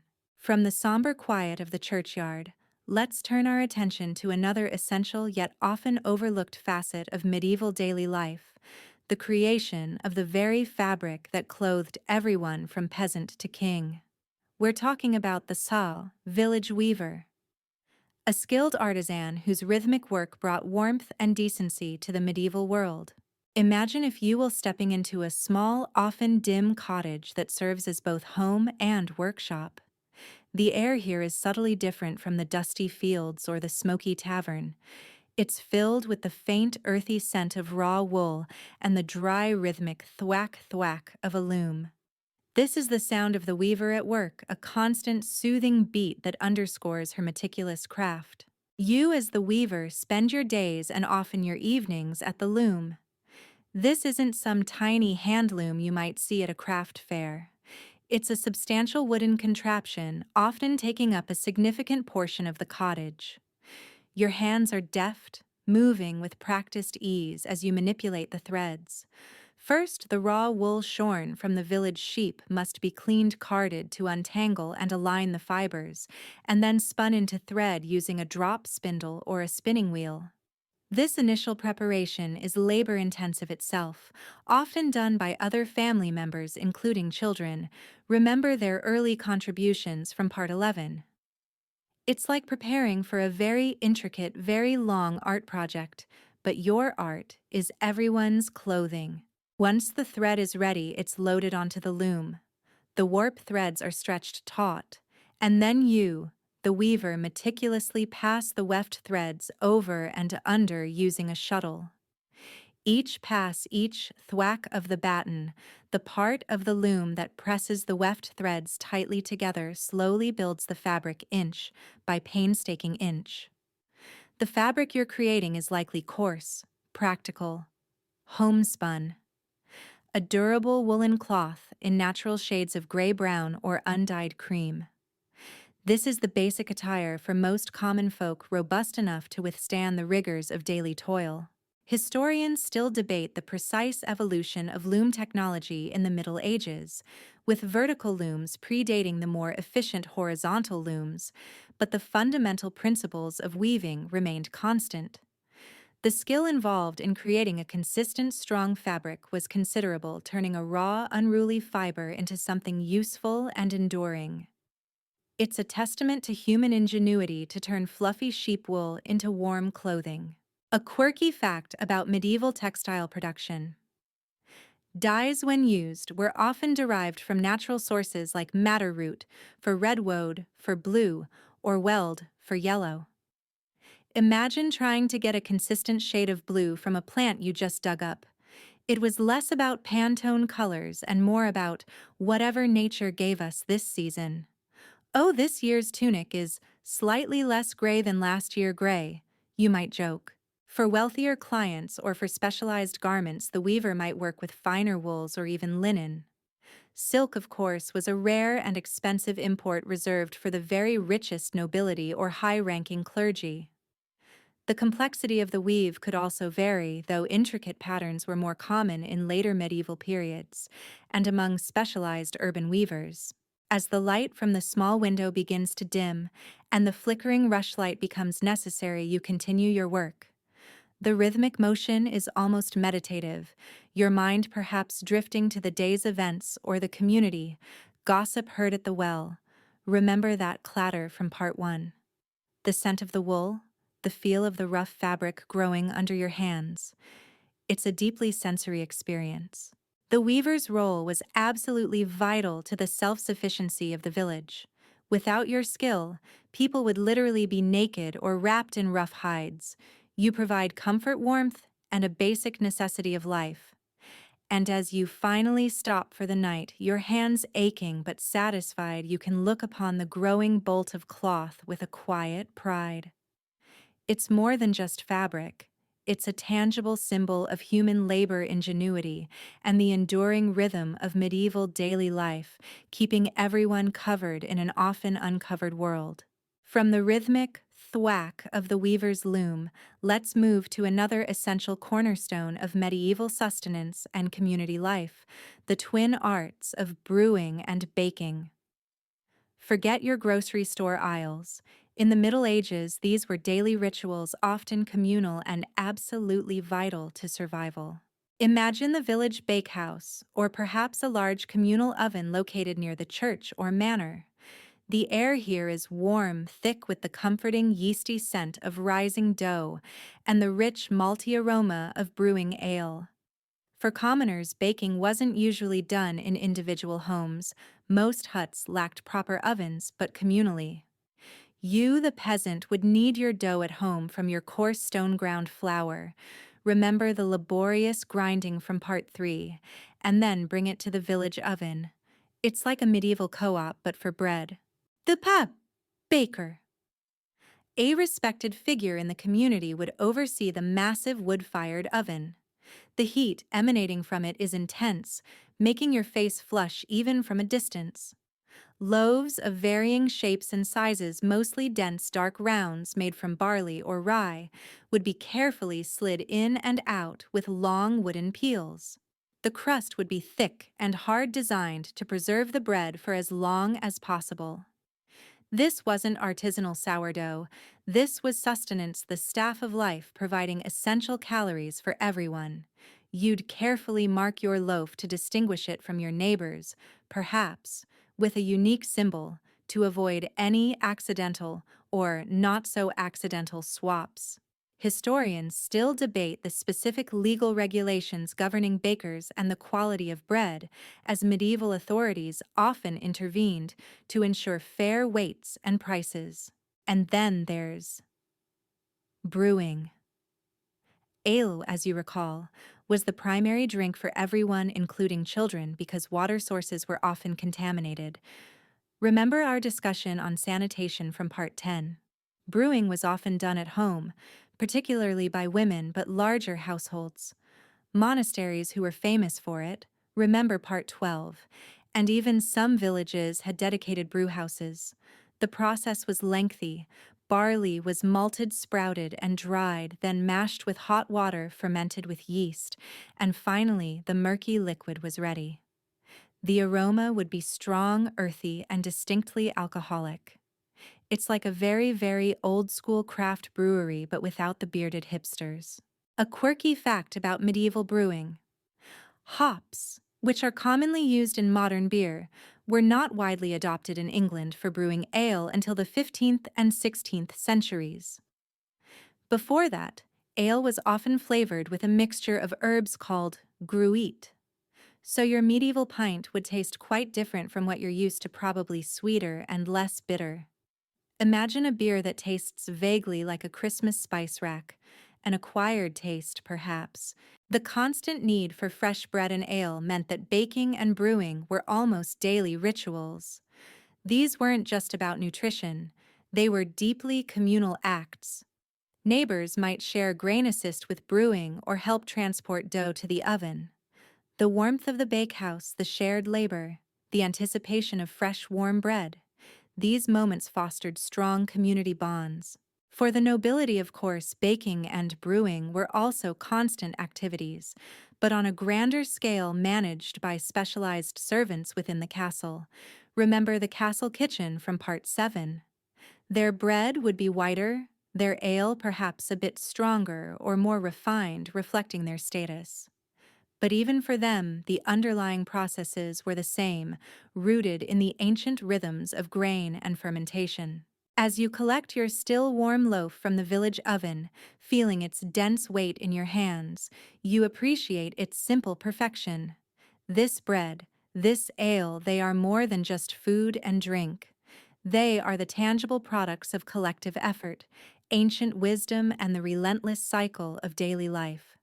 They are what fuels you for tomorrow's labor, connecting you to generations past and future. And as you walk back to your hut, the warmth of the bread against your arm, you know you're holding a fundamental piece of the medieval world. We've explored the cultivated fields and the communal bakehouses, but much of the medieval world, even around settled villages, was still wild. Let's venture into that untamed expanse and discover the vital practices of karsh, forestry, and foraging. For many, the forest was not just a place of mystery and danger, but a crucial extension of their pantry and workshop. Imagine stepping beyond the familiar village boundaries past the last cultivated fields and into the dense woods. The air immediately shifts, becoming cooler, damp, with the scent of damp earth, decaying leaves, and the resin of pine trees. Sunlight, which was so abundant in the open fields, now filters through the thick canopy in dappled patches, creating a sense of hushed, almost sacred quiet. This isn't your manicured city park. This is prime, get lost if you're not careful territory. The forest was a vital resource, particularly for commoners. It provided firewood for heating your hut and cooking your meager meals. Remember that smoky hearth from Part 21. You'd spend hours gathering fallen branches, bundling them, and hauling them back to the village, a tedious but essential chore. It also provided timber for building and repairs. Remember the carpenter from Part 4. Even your lord relied on the forest for hunting game. Remember those noble diversions from Part 8. But beyond wood, the forest was a living larder. Foraging was a widespread and often crucial activity, supplementing the often monotonous diet of grains and legumes.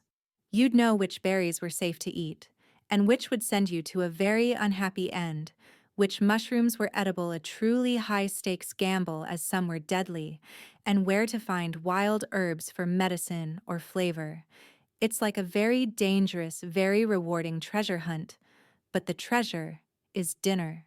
A quirky fact about medieval foraging: acorns, usually associated with pigs, were sometimes ground into flour and used to make a type of bread or porridge during times of scarcity, particularly after a poor grain harvest. Imagine waking up and realizing your breakfast is made from what a squirrel usually hoards. Times were tough. Well, at least it's rustic. You might muse, trying to sound positive. You'd also forage for nuts, hazelnuts, walnuts, chestnuts, which were a valuable source of fat and protein. Wild fruits like crabapple, sloes, and various wild berries provided much-needed vitamins, especially outside the short growing season for cultivated vegetables. It was a skill passed down through generations, a deep, intuitive knowledge of the natural world and its hidden bounties. Historians still debate the extent of commoners' access to forests, as many were designated as royal or noble hunting reserves, where foraging might be restricted or even forbidden. However, the practical reality was, that people relied on these resources, often risking fines or punishment to gather what they needed to survive. The tension between customary rights and lordly control was a constant feature of medieval life. The air in the forest is alive with the sounds of nature, the chirping of unseen birds, the rustle of leaves underfoot, the distant chattering of squirrels. You move quietly, your senses alert, searching for signs of edible plants or useful wood. There's a profound connection here, a visceral understanding of the interdependence between humanity and the natural world. No supermarkets here, no neatly packaged produce. Just the raw, untamed bounty of the earth waiting to be discovered. As the sun begins its slow descent, painting the western sky with hues of orange and pink, through the trees you emerge from the forest, your basket heavier, your arms aching but with a sense of quiet satisfaction. You've brought home a tangible piece of the wilderness, a vital supplement to your stored provisions. The forest, though wild and sometimes dangerous, has provided, once again reinforcing its indispensable role in the delicate balance of medieval daily life. And as you walk back towards the comforting sight of your village, you know that tomorrow, if needs be, you will return to its shadowy depths, forever grateful for its quiet abundance.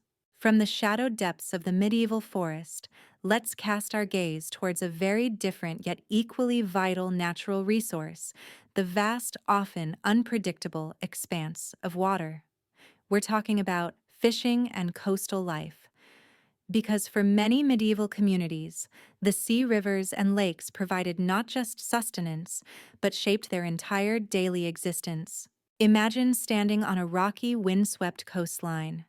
The air is sharp with the tang of salt and brine, and the ceaseless roar of waves crashing against the shore provides a powerful rhythmic backdrop to daily life. Or perhaps you're by a wide, slow-moving river, the air thick with the buzzing of insects and the gentle lapping of water against your small, flat-bottomed boat. This isn't just a picturesque view. This is your livelihood, your supermarket, and your workplace, all rolled into one. It's less about a leisurely day at the beach and more about a constant, arduous dance with the elements. Your day, if you're part of a fishing community, begins long before dawn. The small, often open fishing boats would be launched into the dark, cold waters. You'd spend hours at sea battling currents and tides, hauling in nets made from painstakingly woven fibers. Remember the weaver from Part 26, or patiently tending lines. The catch might include cod, herring, mackerel, or various shellfish depending on the region and the season. It's hard, dangerous work, and every trip is a gamble against the unpredictable whims of the sea.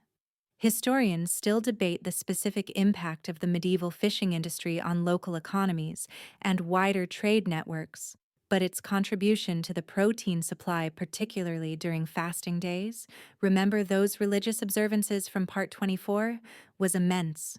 Back on shore, other members of the community, often women and children, yes, those industrious kids from Part 11 again would be busy processing the catch. Fish would be cleaned, salted, smoked, or dried for preservation, ensuring a food source that could last through lean times.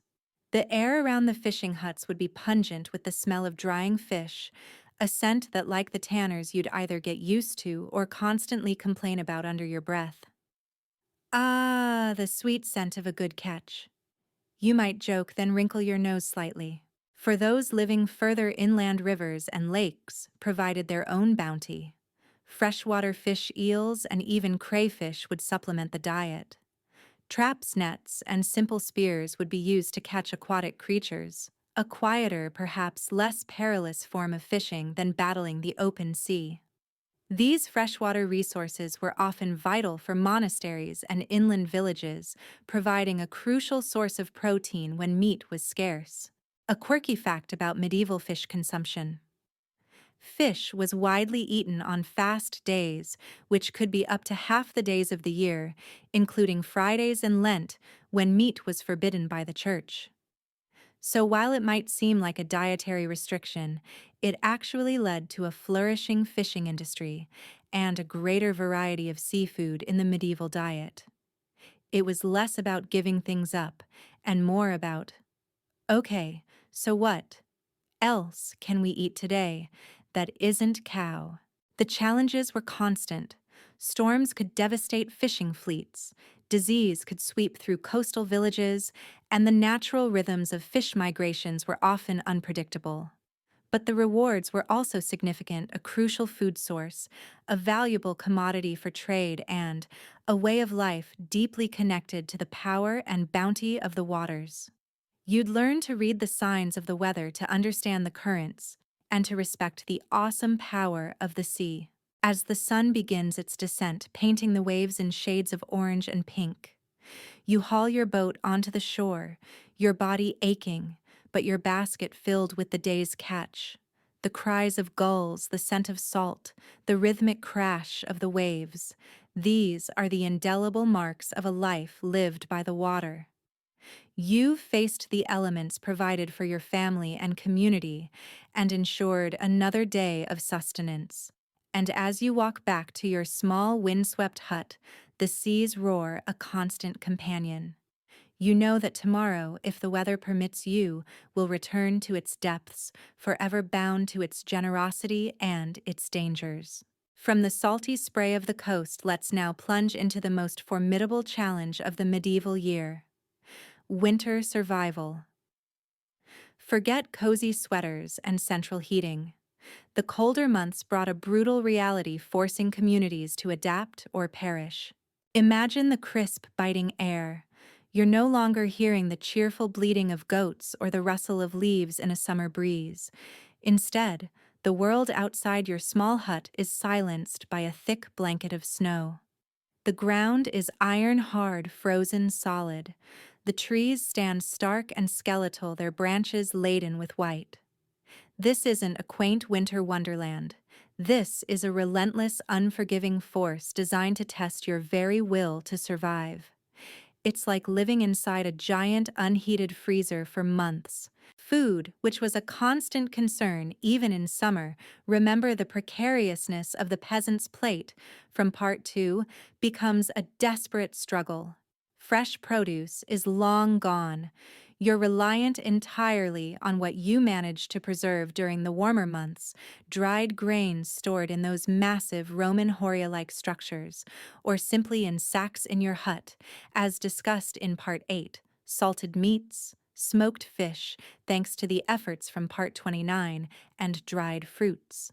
The pottage, your constant companion, is now even blander, made from whatever scarce dried provisions remain.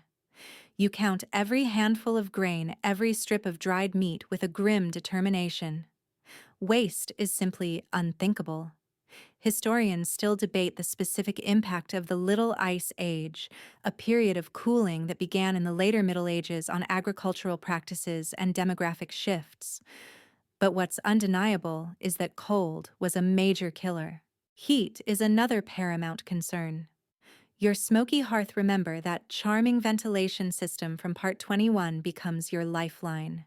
You spend precious daylight hours gathering or chopping firewood, a dangerous task in the frozen forest, as discussed in Part 28, hauling it back to your hut and constantly stoking the flames.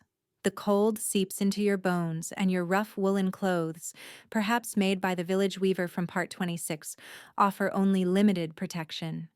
You huddle close to the fire, your hands perpetually chapped and stiff.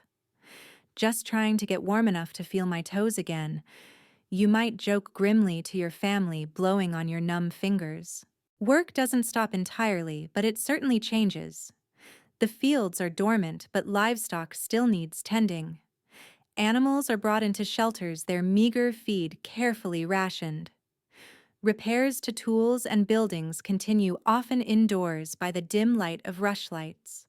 Life slows down, but it doesn't cease. The long, dark nights are filled with the creak of the wind, the distant howls of wolves, and the quiet anxieties of a family hoping to make it through until spring. A quirky fact about medieval winter survival: In particularly harsh winters, people might resort to eating famine foods like tree bark, groundnuts, acorns, as mentioned in Part 28, were a step up, or even roots not normally consumed simply to ward off starvation. It makes your bland pottage suddenly seem like a five-star meal, doesn't it? The threat of illness looms larger in winter. The cold, combined with poorer nutrition and crowded, unventilated homes, made people more susceptible to disease. A simple cold could quickly escalate, and with limited medical knowledge, remember the four humors from Part 10 recovery was far from guaranteed. You'd pray for health, for warmth, and for the winter to simply pass. As the days crawl by, marked only by the dwindling supply of food and fuel, you look for any sign of change. The first thaw, the lengthening of daylight, the faint promise of green shoots. These are awaited with desperate anticipation. The resilience of medieval people during these harsh months is truly astounding.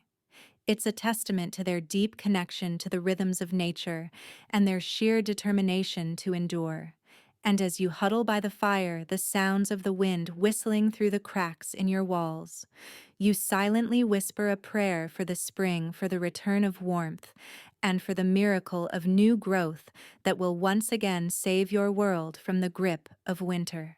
You've braved the biting winds and the grim scarcity of winter. Your breath, which misted in the cold air, now feels warmer, lighter. The bleak, white landscape, remember that icy grip from Part 30, has begun to soften, to yield to the insistent, undeniable promise of new life. This can only mean one thing: the long, arduous agricultural cycle has turned, and with it comes the ultimate celebration of medieval daily life, the Fag, harvest feast. Imagine the transformation. The fields once frozen and barren are now a riot of golden wheat swaying gently in the breeze. The air, instead of the sharp scent of snow and wood smoke, is thick with the aroma of ripening grain and the sweet promise of abundance. You, the peasant, have toiled endlessly. Remember that back-breaking plowing from Part 3, and now your efforts are finally paying off.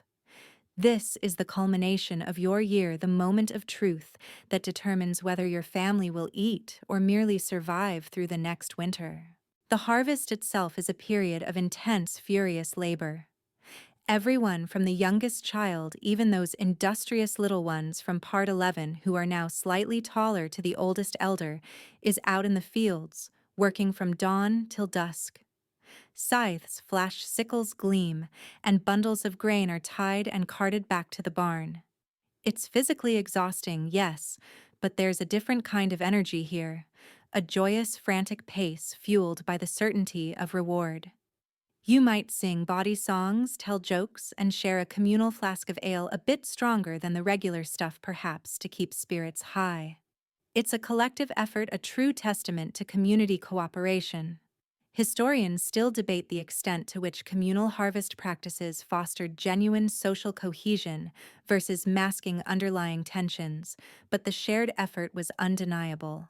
And then, when the last sheaf is gathered, when the fields lie neatly shorn and the barns are bursting with the bounty, the feasting begins. This isn't your hurried morning pottage. This is a true celebration, often lasting for days, sometimes hosted by the lord of the manor as a gesture of gratitude, and let's be honest, to assert his continued benevolence. The great hall might be decorated with autumn leaves and garlands of berries.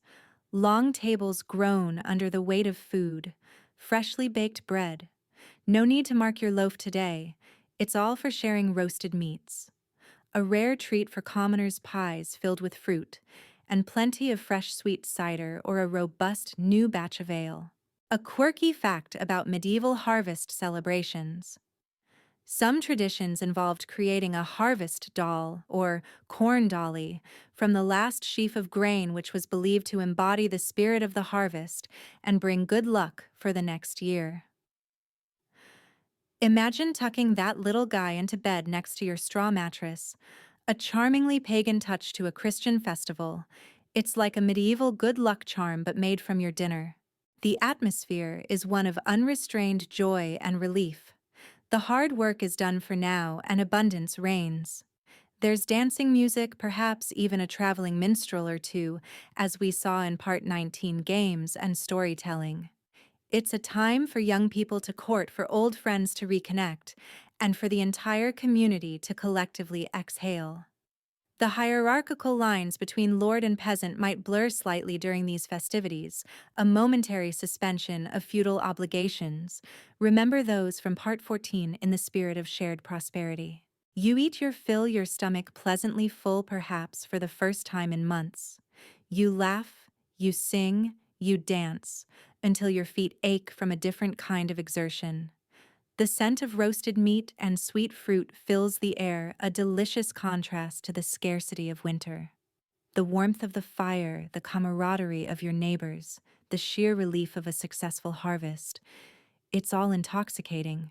As the final embers glow and the last revelers stumble home, a deep sense of contentment settles over the village. The harvest feast is more than just a meal. It's a reaffirmation of life, a testament to resilience, and a joyous acknowledgement of the earth's generosity. And as you finally crawl into your bed, your stomach full, your heart light, you know that you've once again played your part in the endless cycle of medieval daily life, securing your survival for another year. The joyous echoes of the harvest feast linger, a sweet melody of triumph over the year's toil. The fields, stripped bare but sated now, wait patiently. The animals are fed, the stores are full, and the communal spirit of the feast has provided a warm, comforting blanket against the encroaching chill of the coming autumn. We've journeyed through the medieval day, from the bleating goats of dawn to the quiet revelry of the tavern. Now, as the last remnants of the feast fade, it's time for the night's gentle embrace. A final universal act that brings solace and conclusion to every medieval day. Imagine the village now. The earlier boisterous laughter and singing from the feast have softened into a contented hum, and then slowly into a profound quiet. The flickering torches and bonfires of the celebration, remember, those have died down, leaving only the soft red glow of hearths within each hut, like tiny, sleepy eyes dotting the landscape. The air, crisp and cool, carries only the faint scent of wood smoke and the quiet murmur of the wind. You make your way back to your hut, your steps a little heavier than usual from the day's activities and the evening's indulgence. The straw mattress, which felt lumpy this morning, now seems surprisingly inviting. You shed your simple homespun clothes, perhaps laying them out neatly for tomorrow. No laundry baskets here. Remember that maid's struggle from the forbidden city with the illicit ginger in Part 14, and crawl onto your bed. The rough woolen blanket, your constant companion through the seasons, provides a comforting weight. The sounds of the night are subtle now. The distant hoot of an owl, a rustle in the thatch above your head, the faint snoring of a family member beside you. There's no artificial light to disrupt your natural rhythms, no glowing screens or endless notifications. Your body, finely tuned to the sun's cycle, welcomes the darkness as an old friend. This deep connection to natural rhythms was fundamental. Historians still debate the precise sleep patterns, monophasic versus biphasic, of medieval people, but what's clear is that their sleep was less fragmented by artificial light and more dictated by natural cues. You close your eyes. The day's physical labor has left you bone-weary, a comfortable exhaustion that promises deep, uninterrupted rest. You might think of the golden wheat gathered, the sturdy bread baked, or the sweet ale brewed. Perhaps a fleeting thought of the justice of the Lord's court, or the quiet discipline of the monastery from Part 12 drifts through your mind. These are the fragments of your medieval existence blurring now into the soft edges of slumber. A quirky fact about medieval sleep. In larger medieval houses and castles, it was common for servants to sleep in the same room or even at the foot of the master's bed for security and warmth. So even if you were nobility, your sleep wasn't entirely private. Imagine trying to get your beauty sleep with a squire snoring at the end of your bed.